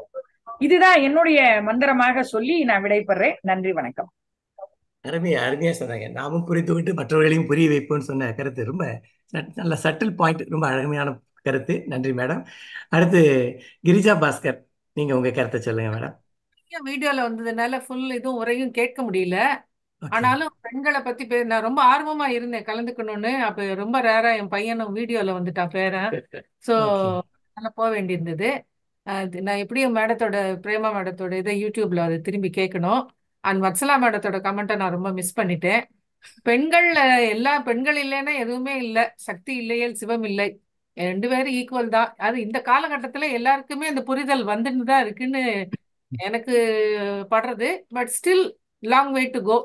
அண்ட் எல்லாரும் நல்லா பெண்கள் வந்து தைரியமா இருக்கணும், தன்னம்பிக்கையோட இருக்கணும். படிப்பு மட்டும் பத்தாது, நல்ல ஒரு சென்ஸ் இருக்கணும், சென்சிபிளா நடந்துக்கணும், பேலன்ஸ்டா நடந்துக்கணும். அதுதான் நான் சொல்லுவேன். எல்லோரோடையும் அரவணைத்து போக வேண்டும் பெண்கள். அண்ட் பெண்கள் உரிமை உரிமைன்னு சொல்லிட்டு எல்லையும் மீறக்கூடாது. பெண்கள் ஆண்களுக்கும் ஈக்குவலா தான். எல்லா ஆண்கள் இல்லைன்னா பெண்கள் இல்லை, பெண்கள் இல்லைன்னா ஆண்கள் இல்லை. பிரேமா மேடத்தோட உரையை நான் கண்டிப்பா கேட்கிறேன். அண்ட் குவிகம்ல நான் அதை கமெண்ட் போடுறேன். சுந்தரராஜன் சாருக்கு ரொம்ப நன்றி பேச சொன்னதுக்கு. ரொம்ப தேங்க்யூ நன்றி. மேடம். Thank you madam. அடுத்தது சார் காசிராமன் சார், நீங்க உங்களுடைய கருத்து ஒரு நிமிஷம் சொல்ல முடியுமா? சார் காசிராமன். அடுத்தது இந்திரநீலன் சுரேஷ். காசிராமன் சார் சொல்லுங்க. காசிராமன் பேசுறேன், கேட்கறதுன்னு நினைக்கிறேன். நான் கொஞ்சம் கேக்குது லேட் சார். பண்ணினேன். அஃப்கோர்ஸ் எனக்கு இது ஃபார்வர்டு பண்ணார். இன்னைக்கு தான் ஃபர்ஸ்ட் டைமா நான் இந்த இதுக்குள்ள ஜாயின் பண்றேன். சாய்நாத் அவர் எனக்கு ஃபார்வர்டு பண்ணியிருந்தாரு. கொஞ்சம் வெளியில போயிட்டு வந்து லேட்டாக தான் ஜாயின் பண்ண, லாஸ்ட்டாக தான் கேட்டேன். டெஃபினட்டா இனி அடுத்த வாரத்துலேருந்து நான் எல்லா இதுலயும் கலந்துக்கணும்னு நினைக்கிறேன். அஃப்கோர்ஸ் கடைசியா பேசினது கேட்டேன். டெஃபினட்டா பெண்களோட சமத்துவம் அதை பத்தி. அஃப்கோர்ஸ் அதுக்கு எனக்கு தெரிஞ்ச வரைக்கும் ஒரே கருத்து, அதுக்கு பெண்கள் தான் முயற்சி பண்ணும் மோர் தேன் ஆண்கள். ஐ மீன் நம்ம ஆண்கள் தான் ஹெல்ப் பண்ண சொல்ல முடியாது அப்படின்னு நான் நினைக்கிறேன். அதோட நான் நிறுத்திக்கிறேன். But definitely I am happy to have joined in this meeting. Thank you. Thank you. Thank you mister Kasiraman sir. Sir Indraneelan Suresh, உங்க கருத்து சொல்லுங்க சார். அனைவருக்கும் வணக்கம். குவியத்தோட மற்றும் ஒரு சிறப்பான நிகழ்ச்சியா இதை பார்க்குறேன். பாரதி சொல்லுவார் இல்லையா, எத்தனையோ பெண்களை பத்தி எத்தனையோ வார்த்தைகள் சொல்லியிருந்தாலும் யாதுமாகி நின்றாய் காளி யாதுமாகி நின்றாய், அதுலயே எல்லாம் முடிஞ்சு போச்சு. பெண்களோட நேற்று இன்று நாளை அதை அழகா கதை கவிதை மேற்கோள்கள் எல்லாம் காட்டி திருமதி பிரேமா ரொம்ப அழகா சொன்னாங்க. முத்தாய்ப்பா சொன்ன வார்த்தை எனக்கு ரொம்ப பிடிச்சது, கல்வி எல்லாவற்றையும் மாற்றும். அதுதான் அழகா சொன்னாங்க. அந்த கடைசி வரி இஸ் வெரி வெரி இம்பார்ட்டன்ட். சிறப்பான நிகழ்ச்சி, வாழ்த்துக்கள். நன்றி. நன்றி சார். பானுமதி வெங்கடேஸ்வரன், நீங்க உங்க கருத்தை சொல்ல முடியுமா? நல்ல உரைங்க சார், ரொம்ப நன்றி. ஒரு நிமிஷம். அனைவருக்கும் வணக்கம். நல்ல உரை, ரொம்ப சிறப்பா அவங்க தயாரிச்சு ரொம்ப அதை அழகா வழங்கினாங்க. நிறைய கவிதைகளையும் கேட்டோம், கதைகளையும் குட்டி குட்டி கதைகளை அழகா சொல்லி ரொம்ப சிறப்பா இருந்தது. எதிர்காலத்துல பெண்கள் எப்படி இருப்பார்கள்ங்கிறத இன்னும் கொஞ்சம் சொல்லியிருக்கலாமோன்னு தோணித்து எனக்கு. ஏன்னா அது நம்மளால இன்னும் கெஸ் பண்ண முடியல எப்படி இருப்பாங்கன்னு. இப்பவே கூட கொஞ்சம் சில சமயம் நமக்கு சில இடங்கள்ல சில அத்துமீறல்கள் நடக்கிறதோன்னு தோன்றது. மற்றபடி ஓவரால் நல்லாதான் இருக்கு. பெண்களோட நிலைமை இப்ப திருப்திகரமா தான் இருந்துட்டு இருக்கு. ஈவன் கிராமத்துலாம் கூட நம்ம போய் பார்த்தோம்னா பெண்களோட நிலைமை நல்ல ஒரு 30 வருஷம் முன்னாலையோட நம்ம இப்ப கம்பேர் பண்ணா கிராமத்து பெண்கள் எல்லாமும் நிறைய படிக்கிறா, நிறைய வெளியில நல்ல வேலையில இருக்கா. அதனால பெண்கள் நிலைமை உயர்ந்துட்டு இருக்கு. அது அவங்க பிரேமா ரொம்ப அழகா அவங்க பேசினாங்க. ஒரு நல்ல நிகழ்ச்சி. நன்றி. Thank you madam. டாக்டர் பாஸ்கரன், நீங்க உங்க கருத்து சொல்லுங்க. மிக அருமையாக பிரேமா மேடம் பேசினாங்க, ரொம்ப நல்லா இருந்தது. அவங்க எடுத்து வைத்த ஒவ்வொரு பாயிண்ட்டுமே ரொம்ப நல்லா சிறப்பா சொன்னாங்க. நான் எப்பவுமே எப்படி நினைப்பேன்னா, இந்த முயலும் ஆமையும் போடுற ரேஸ் மாதிரி தான். அந்த காலத்திலும் 10,000க்கு பின்னால சுங்குடி புடவை கட்டிக்கிட்டு அந்த வீட்டுக்கு தலைவி அவர் சொல்றபடிதான் வீட்டுக்காரர் முதல்ல அவர் சொல்ற மாதிரி சொல்லிட்டு இருப்பாரு. ஆனா அவங்க சொன்னதுதான் செய்வாரு. அது அந்த காலத்திலேயே பெண்களுக்கான அந்த இது இருந்திருக்கு. அதற்கு பிறகு வந்த பெண்மணி மிடில் லெவல்ல வரும்போது கை கோர்த்து கொண்டு நானும் வா கூட வந்தாங்க. நாளைக்கு அவங்க முன்னாடி போய் நாங்களை வழிநடத்திட்டு போயிட்டு இருப்பாங்க அப்படிங்கிறது என்னுடைய எண்ணம். அப்படிதான் அவங்களுடைய முன்னேற்றம், பெண் முன்னேற்றம், கல்வி ஒரு காரணமா இருக்கலாம், அல்லது சமுதாய சிந்தனைகள் காரணமா இருக்கலாம், அல்லது அவருடைய சூழ்நிலைகள் காரணமா இருக்கலாம், எதுவானா இருக்கலாம். ஆனா ஒரு பெண் என்பவள் அந்த அந்த ஆமை மாதிரி மெதுவா வந்து கூட வந்து நம்ம தாண்டி போகின்ற நிலையில தான் இருக்கிறாங்க. அதுதான் கண்ணதாசன் சொல்லும்போது 2 பேருக்கு சம உரிமை வேணும் அப்படிங்கிறது சொல்லும்போது, வண்டியோட சக்கரங்கள் 2 மட்டும் வேண்டும், ஒன்று மட்டும் சிறியது என்றால் எந்த வண்டி ஓடும்னு ஒரு பாட்டுல சொல்லுவார். அது ஒரு சக்கரம் சின்னதா இருந்தால் சுத்தி சுத்தி அங்கேயே தான் வரும், முன்னேறவே முடியாது, முன்னாடி போகவே முடியாது. அதுதான் ஒரு மாதிரி ஆணுக்கும் பெண்ணுக்கும் சம உரிமை வேணுங்கிறது உண்மைதான். அதை தவறாக புரிந்து கொண்டவர்களே இப்போது அதிகமாக இருக்கிறார்கள் என்பதுதான் வருத்தத்துக்குரிய விஷயம். நிறைய கதைகள்ல பார்க்கிறோம், பெண்கள் எழுதுகின்ற கதை. ஆர் சூடாமணி அவர்களுடைய கதைகளை படித்துமே ஆனால் பெண் சுதந்திரம் என்பது வீட்டிலிருந்து தொடங்க வேண்டும். அனுத்தமா அவர்களும் அதே தான் சொல்வார்கள். பெண் சுதந்திரம் என்பதும் உரிமை என்பதும் வீட்டிலிருந்து தொடங்க வேண்டும், உன்னிடமிருந்து தொடங்க வேண்டும் அப்படிம்பாங்க. அந்த மாதிரி இது ஒரு பெரிய டாபிக் தான். என்ன ரொம்ப அழகா நீங்க அதை ப்ரிசைஸா என்ன சொல்லணுமோ அதை ஒரு கான்ட்ரவர்சி எதுவும் வராம அழகா சொன்னீங்க. உண்மைதான், ஆணுக்கும் பெண் வந்து என்னைக்குமே ஆணுக்கு குறைவானதா கிடையவே கிடையாது. ஒரு ஆணால் இன்னொரு ஒரு உயிரை சிருஷ்டி செய்ய முடியுமா? முடியாது. அந்த ஜனனிங்கிற கதையை படிச்சா தெரியும். லாசர் அவருடைய ஜனனி அவர் கதை படிக்கும்போது அந்த பெண் அப்படிங்கிறத பத்தி அவ்வளோ இருப்பார். சுஜாதா அவருடைய பெண் அப்படிங்கிற அவர் ஒரு நாவல் ஒன்று எழுதியிருப்பார். அதெல்லாம் பெண்ணின் பெருமைகளை சொல்லக்கூடிய ஆண்களால் எழுதப்பட்டவை. இருவுமே 2 பேருக்கு சம உரிமை வேணுங்கிறது தான் நமக்கு உண்மை. அதை நம்ம எவ்வளவு தூரம் கடைபிடிக்க முடியுமோ கடைபிடித்து வாழ வேண்டும்ங்கிறது உண்மை. உங்களுடைய லெக்சர் வந்து ரொம்ப ஒரு தங்கு தடை இல்லாமல் ஆற்றலுக்காக மிக சிறப்பாக இருந்தது. வாய்ப்புக்கு நன்றி, வணக்கம். நன்றி. தேங்க்யூ டாக்டர், ரொம்ப அழகாக சொன்னீங்க. உங்களுடைய பாயிண்ட் வந்து ரொம்ப சட்டில் பாயிண்ட், ரொம்ப அப்படியே ஸ்ட்ரைக்கிங் பாயிண்டாக இருந்தது. ராய் செல்லப்பா சார், அதுக்கு அடுத்தது டாக்டர் வாவேசு நிறைவாக நிறைவு செய்து விடலாம். வணக்கம் பிரேமா அவர்களே, ரொம்ப அருமையான பேச்சு. பேச்சுல 2 வகை உண்டு. ஒண்ணு எதிர்பார்க்கிற மாதிரியான பேச்சு, பாராட்டு பெறுவதற்குரிய வகையில அம்சங்களை கொண்ட பேச்சு. இப்படி ஒரு பேச்சை நீங்க ரெடி பண்ணிருக்கீங்க. சில கான்ட்ரவர்சிகள் அதுல வரணும்னு நான் எதிர்பார்த்தேன், அதை நீங்க விட்டுட்டீங்க. அதிகார வர்க்கத்துல நீங்க இருந்ததுனால நான் ஒரு கேள்வி கேட்க விரும்புறேன். பெண்கள் வந்து இணக்கமா எல்லாருக்கூடயும் நல்லபடியா இருந்து வாழ்க்கையில அவங்க ஏதாவது பதவியில முன்னுக்கு வர்றதில்லை. அது ஆணவம், அகம்பாவம், திமிர், இந்த 3லயும் கொஞ்சம் கொஞ்சமா சேர்த்து அதுதான் ஈகோங்கிறது. அந்த ஈகோ இல்லாத அதிகாரியாக எந்த பெண்ணாவது மேலுக்கு வந்திருக்காங்களா? குறிப்பா ஒரு பெண் கீழே ஆண் அதிகாரி ஒர்க் பண்றான்னு வச்சுங்க, அந்த ஆண் அதிகாரியை டீஸ் பண்ணி அவன் நல்லது பண்ணா கூட அது தப்புன்ற மாதிரி குற்றம் கண்டுபிடிக்கிற பெண்கள் அதிகாரிகள் அதிகம் பேர் இருக்காங்க. இந்த மாதிரி ஒரு உதாரணத்துக்காக சொல்ல வரேன். ஸோ இந்த மாதிரி ஒரு இஷ்யூவை நீங்க எடுத்திருக்கலாம். 2, இன்னைக்கு வர அந்த சூரிய குடும்பம் அந்த டிவிக்கு எல்லாம் வரதை நீங்க பார்க்கலாம். பெண்ணுக்கு பெண் தான் எதிரி. 3 பெண்கள் வருவாங்க. அதுவும் வீட்டுல விளக்கு வைக்கிற நேரத்துல 3 பேர் ஒன்று ஜாலியா நான் இருக்கிறேன் பாரு, இந்த மாதிரி சீரியல்கள் வருது. பெண்ணுக்கு பெண்ணே எதிரியாக காட்டுவது இந்த சமுதாயத்தின் போக்கை பிரதிபலிக்கிறதா, இல்லது இந்த மாயாஜால கதைகள் மாதிரி இது அதீதமான கற்பனையா? 2. 3வது, இங்க யூடியூப்ல எல்லாம் இப்ப பார்க்கலாம், ரொம்ப ஃபேமஸ் ஷார்ட்ஸ்ன்னு இந்த மேனகா சந்துரு அப்படின்லாம் இலங்கை தமிழ்ல பேசிட்டு ரொம்ப அழகா வருவாங்க. மனைவியை வந்து கொஞ்சம் அறிவு குறைவானவளா காட்டி அந்த பேதமையை ரசிக்கின்ற பாங்கு. இந்த 3 தன்மைகள் இன்றைய பெண்களை பொறுத்தவரை எப்படி பாதிக்கிறது? இதை பின்னாடி ஒரு பெரிய லெக்சர்ல நீங்க எடுத்துக்கலாம். ஏன்னா இன்னைக்கு நேரம் அதிகமாயிடுது. இதை நான் எங்ககிட்ட இருந்து எதிர்பார்த்தேன். ரொம்ப நன்றி. அடுத்த பேச்சுக்கு நீங்க தயார் பண்ணிக்கங்க. வாழ்த்துக்கள். நன்றி நீங்க சார். சொல்லி ரிப்ளை பண்ணுங்க மேடம். அப்படின்றது ஈகோவோட பெண் அதிகாரியா இருந்தா அவங்க ஈகோவோட இருக்கிறாங்களா அப்படின்றது நீங்க என்னிடம் பணியாற்றியவர்கள்ட்ட தெரிஞ்சுக்கலாம் சார். நான் எப்பவுமே எனக்கு கிடைக்கிற பரிசுகளையும் பாராட்டுகளையும் நான் எப்பொழுதுமே சொல்வேன், it is my team which has done அப்படின்னு சொல்லுவேன்.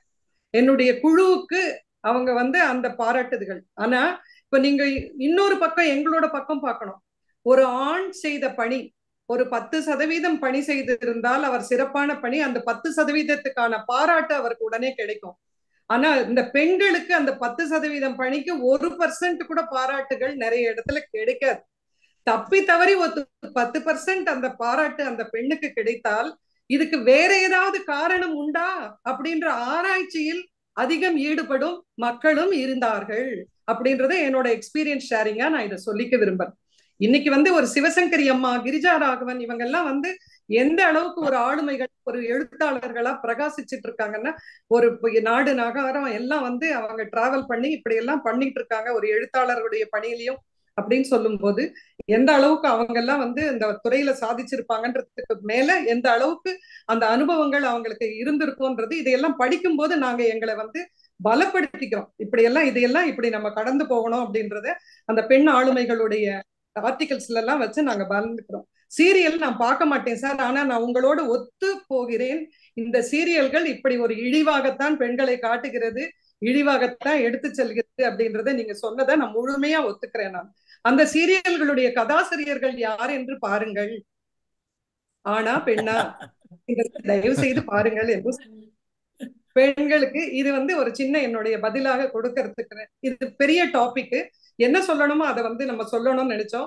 இன்னைக்கெல்லாம் பாத்தீங்கன்னா யூபில இருந்து ஒரு பொண்ணு எந்த பேக்ரவுண்ட் இல்ல, எந்த ஒரு ட்ரைனிங் சென்டருக்கு போல, அந்த குழந்தை வந்து ஐஏஎஸ்ல சாதிச்சிருக்குது.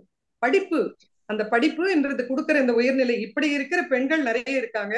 ஆனா ஆண்கள் அவங்கள வந்து ரொம்ப குறைச்சலா மதிப்பிட்டு இப்படி எல்லாம் வந்து வீட்டுல அந்த அப்பா அம்மாக்கு இருக்கிற சூழ்நிலை, அவங்க வரதட்சணை வாங்கி அந்த இதையெல்லாம் பார்க்கும்போது இந்த பெண்கள் வந்து திருமணத்துக்கு சம்மதிக்க மாட்டேன்றாங்க. நீங்க லட்சக்கணக்கில் சம்பாதிக்கிறாங்க, அப்படி வந்து நான் எதுக்கு கல்யாணம் பண்ணிக்கணும், நான் போய் ஏன் வந்து இப்படி இருக்கணும் அப்படின்ற ஒரு நிலைமை வந்துட்டு இருந்ததுனாலதான் நான் அந்த கருவறைக்கு கையேந்தவும்ன்ற கவிதையும் இன்னொரு அந்த ரெஜிஸ்ட்ரார் ஆபீஸ் போயிட்டு நான் 4 வருஷம் அக்ரிமெண்ட் போட்டிருக்கேன். இது உடன்பாடு, எனக்கு உடன்பாடு இல்லை. இப்படியெல்லாம் இப்பொழுது வருகிறது என்றால் இப்படியெல்லாம் வரக்கூடும். லிவிங் டுகெதர் கல்ச்சர், ஃபாரின் பார்த்து இப்படியெல்லாம் வந்து இன்னைக்கு வந்து நடந்துகிட்டு இருக்கிற அந்த ஒரு சூழ்நிலையை வந்து நம்ம சபையிலையும் அதை 1% பிரதிபலிக்கணும்ன்றதுக்காக இவற்றையெல்லாம் எடுத்து சொன்னேனே ஒழிய இதையெல்லாம் வருத்தம் தரக்கூடிய ஒரு நிகழ்வுகளாகத்தான் எனக்கும் இருக்கிறது. சார் ஒரே நிமிஷம் டைம் இல்லை இப்போ பார்வதி வேற ஆர்குமெண்ட்ஸுக்கு வந்து இப்போ நமக்கு நேரம் இல்லை. ஏன்னா இப்போ ஏற்கனவே ரன்னிங் ஷார்ட். இப்போ டாக்டர் பாபிஸ் பேசுறதுக்கு முன்னாடி எத்திராஜன் பேசியிருக்காரு சார். நீங்க ஒரே ஒரு பாயிண்ட் ஒரு 1/2 minute சொல்லிடுங்க. வணக்கம் திரு பிரேமா மேடம் அவர்களுக்கு வணக்கம். அவங்களுக்கு நன்றாக தெரியும், நேற்று இன்று பெண்கள் என்பதற்கு அவங்களே ஒரு வாழும் உதாரணம். நான் ரொம்ப சொல்ல விரும்பல, அவங்க அழகா சொல்லிட்டாங்க. சிறை காக்கும் காப்பு எவன் செய்யும் மகளிர், நிறை காக்கும் காப்பே தலை. ஒரே ஒரு சங்க பாடல் மட்டும் சொல்லிடுறேன். பெருந்தடங்கன் பிறைநுதனார்க்கெல்லாம் பொருந்து கல்வியும் செல்வம் புத்தால் வருந்தி வந்தவர் கீதலும் வைகளும் யாவை. அந்த நிலையிலே பெண்கள் அப்பவே கல்வியில் சிறந்திருக்கிறாங்க நேற்றைய பெண்கள். இன்றைய பெண்கள் சொல்லும்போது காடு மணக்கும் கற்பூர பெட்டகம் சொன்னார் பாரதிதாசன். வீர சிவாஜி விளையாட்டு அந்த வீர சிவாஜி ஆக்குன்னு சொல்லி வைரமுத்து ஒரு பாட்டுல பெண்ணை பத்தி சொல்வார். ஒரே ஒரு பாட்டு தான் சொல்றேன். ஆலம் விழுதுகள் போல் உறவுகள் 1000 வந்தும் என்ன, வேறென நீ இருந்தாய் அதில் நான் வீழ்ந்து விடாது இருந்தேன் என கண்ணதாசன் சொன்னார். பாருங்க, இதை விட பெண்களை பத்தி சிறப்பா அந்த ஒரு வரியில சொல்ல முடியல. பெண்கள் ஒரு வேறு. அது போலதான் புகழ் புரிந்த இல்லினோருக்கு இல்லை இகழ்வார் முன் ஏறு போல் பீடு நடை. இதை விட சிறப்பா சொல்லிட முடியாது. நான் ஒரே முடிச்சுக்கிறேன். நேற்றைய பெண்கள் போராட்டம், இன்றைய பெண்கள் ஆனந்தம், நாளைய பெண்கள் பேரானந்தம். நேற்றைய பெண்கள் அன்பின் அழைப்பிதழ், இன்றைய பெண்கள் அன்பளிப்பான அறுவடை, நாளைய பெண்கள் அகல் விளக்கான அணிகலன். அருமையாக சொன்ன நம்மளுடைய பிரேமா மேடத்திற்கும் வாய்ப்பளித்த அந்த குவியமிற்கும் நன்றி பாராட்டி விடைபெறுகிறேன். நன்றி, வணக்கம். நன்றி எத்திராஜ் சார். சார் வாவேஸ் சார், ஒரு நிமிடத்தில் உங்களுடைய நிறைவுரையை முடிச்சுங்க. நிறைய பேசலாம். நான் அதெல்லாம் இந்த கருத்துக்களை பற்றியே போல அன்புக்குரிய சகோதரி NS பிரேமா அவர்கள் தன்னுடைய கருத்தை தெளிவாக சொன்னார்கள். அதாவது ஒரு அடிப்படையான விஷயம் என்ன அப்படின்னா, நம்ம சொல்லக்கூடிய கருத்து பிறருக்கு போய் சேருகிறதா என்பது, அதுதான் அடிப்படையான விஷயம். கருத்துக்களுக்கு 1000 எதிர்ப்பு இருக்கலாம், அதெல்லாம் வேற விஷயம். But today I totally appreciate. அவங்க கொடுத்த நேரம் வந்து ஒரு 35 நிமிஷம் தான் எடுத்தாங்கன்னு நினைக்கிறேன். 35-40 நிமிஷம் தான் அவங்க பேசினாங்க. அதை பற்றி இத்தனை பேர் ஆரம்பிட்டாங்க. கடைசியில் நம்ம செல்லப்பா சார் வந்து முதல்ல 2 வார்த்தை பேசியிருந்தாருன்னா இன்னும் கூட நிகழ்ச்சி வேற மாதிரி சூடா போயிருக்கும். இன்னைக்கு வந்து ஒரு விஷயம் நான் சொல்றேன். பெண்கள் வந்து பாரதியை படித்தவர்கள் பெண்களை தலையில வைத்துதான் கொண்டாடுவார்கள். முண்டாசு தலைப்பாகை முறுக்கிய வாழ்வீசை என்றாலும் நெற்றியிலே பெண்களைப் போல் குங்குமத்தை கொண்டானே என நீங்கள் சந்தேகம் கொள்ள வேண்டாம். உண்மையிலே பாரதிக்கு பெண்மை குணம் உண்டு. சொல்லை கருவாய் சுமந்திருந்த காரணத்தால் நெல்லை கவிஞனுக்கு நெஞ்சமெல்லாம் பெண்மை என்றோ என்று நான் பல ஆண்டுகளுக்கு முன்னாடியே ஒரு கவிதை எழுதினேன். அதனுடைய அடிப்படை என்ன என்றால் அந்த தாய்மை என்ற உணர்வு. நீங்க பார்க்கலாம், நேற்று இன்று நாளை என்ற இந்த 3 நிலைகளிலும் மாறாத தன்மை தாய்மை என்ற தன்மை. அப்ப பெண் மாறவில்லை. இந்த வரலாறு என்ன சொல்கிறது? பெண் மாறவில்லை, அவளை மாற்றியது இந்த சமூகம். ஒரே ஒரு விஷயத்தை சொல்லி நான் விடைபெறுவேன். நானும் சிவசங்கரி அவர்களும் என்னுடைய தமிழ் வளத்தை சார்ந்த ஒரு நிகழ்ச்சியில பேசும்போது டாக்டர் லட்சுமி அவர்களை பற்றி பேசினோம். அப்ப டாக்டர் லட்சுமியினுடைய இயற்பெயர் திரிபுர சுந்தரி என்பது. அவர் ஏன் லட்சுமி என்று பெயர் வைத்துக் கொண்டார் என்பது ஒரு சுவையான நிகழ்ச்சி. அவளுடைய சிற்றன்னையாக, அவளுடைய சித்தியாக இருக்கக்கூடிய சிற்றன்னை இளவயதிலே விதவையாகி தலையை முண்டனம் செய்து கொண்டு விட்டாள். அவள் எழுதுகிறாள், லட்சுமி எழுதுறா, ரொம்ப அழகான பாட்டி, அவ இளமையிலே விதவையாகி விட்டாள். ஆனா அந்த சம்பிரதாயப்படி அவள் வீட்டுக்குள்ளே இருந்தாள். அவளை யாரும் அமங்கலமாக நினைத்தார்கள். அவள் வரக்கூடாது என்றெல்லாம் நினைத்தார்கள். நான் எழுதத் தொடங்கி வெற்றி அடைய வேண்டும் நினைத்த பொழுது நான் நினைத்தேன், நான் செய்யக்கூடிய காரணம் யாரு பேரையும் வைத்துக் கொள்ள போலை, புனை பெயர் என்று வைத்துக் கொண்டால் அங்க முண்டனம் செய்து கொண்ட எனது விதவை சிற்றனுடைய பெயரான லட்சுமி என்பதைத்தான் நான் வைத்துக் கொள்வேன் என்று சொன்னால், கங்கையாக ஓடி வரக்கூடிய காவிரியை பற்றி எழுதி சாகித்ய அகாடமி விருது பெற்ற லட்சுமி. மலர்கள் என்ற கதையை படித்தால் மனம் விகசித்து விடும். அப்படி இந்த நாட்டிலே பெண்களுடைய பங்கு இருக்கிறதே, அது யாரும் மாற்ற முடியாது. ஆனால் அவர்கள் அப்படி இந்த பெண்களுடைய வலி இருக்கிறதே, நான் நினைத்து பார்க்கிறேன். மார்ச் 8ஆம் தேதி நான் பேசாத மேடை கிடையாது. இப்ப கூட இத்தனை 40 ஆண்டுகளுடைய பொது மேடைகளை மார்ச் 8ஆம் தேதி நான் நிச்சயமாக பேசுவேன். அப்படி பெண்களை பற்றி போற்று பாதுகாணும். சில நேரங்களிலே அத்துமீறல்கள் நிகழ்கின்றன. அந்த வலி தாங்க முடியல. அந்த வலி போனமே கொஞ்சம் அது கொஞ்சம் நேரம் கொடுக்கணும். நிறைய பேசலாம். இன்றைய செய்தியை சொல்ல வேண்டும் என்று சொன்னால், அத்தனை பேரும் சேர்ந்து கரவலியோடு பாராட்ட வேண்டிய ஒரு உன்னதமான பேச்சு NS பிரேமா அவருடைய சிறப்பான சொற்பொழிவு என்பதை எல்லாருடைய சார்பிலும் நான் நிறைவாக சொல்லி விடைபெறுவேன். நன்றி, வணக்கம். நன்றி நன்றி ரோஹித் சார். மன்னிக்கணும் ரவி சார், இன்னைக்கு நேரம் இல்லை. நம்ம அடுத்ததை விட நீ உங்களுடைய கருத்தை தெரிவிக்கலாம். ரொம்ப அருமையாக இன்றைக்கு அமைந்தது. இது ஒரு பெரிய ஒரு டிபேட்டுடைய பாயிண்ட்டுங்கிறது தெரியும் எனக்கு. நிச்சயமாக நிறைய பேர் எல்லாரும் நிறைய கருத்துக்களை சொல்வதற்காக இருப்பார்கள் என்று தெரியும். ஆனால் அழகாக பிரேமா அவர்கள் அதுக்கு பதில் கூறி வச்சாங்க.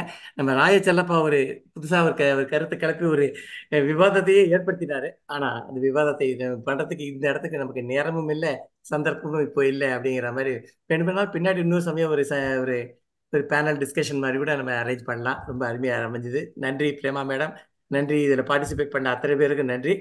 இப்பொழுது அடுத்த நிகழ்ச்சிக்கு செய்வோம். அடுத்த வாரம் இது உங்களுக்கு தெரியும், இப்போ 99வது ஒலிச்சித்திரத்தை இப்போது கேட்க போகிறோம். அடுத்த வாரம் ஒலிச்சித்திரம், குபிகம் ஒலிச்சித்திரம் 100வது நிகழ்வு. அதை ஏற்று நடத்த போகின்றவர்கள் நமது சதுர்புஜன், கிரிஜா பாஸ்கர், அவங்க 2 பேரும் தான். அவங்க 2 பேரும் அந்த நிகழ்ச்சியை எடுத்து நடத்த போறாங்க. அடுத்த நிகழ்வு 100வது ஒலிச்சித்திரத்தை கேட்பதற்காக நண்பர்கள் அனைவரையும், இப்போ இவங்க பிரேமாவுடைய நிறைய நண்பர்கள் இங்கே வந்திருக்காங்க. அவர்கள் அனைவரையும் இதே லிங்க்ல, இதே ஐடி பாஸ்வேர்டில் இங்கே ஜாயின் பண்ணிக்கலாம். அடுத்த வாரமும் தொடர்ந்து குவியத்திற்கு வரும்படி உங்களுடைய அன்புடன் கேட்டுக்கொள்கின்றோம்.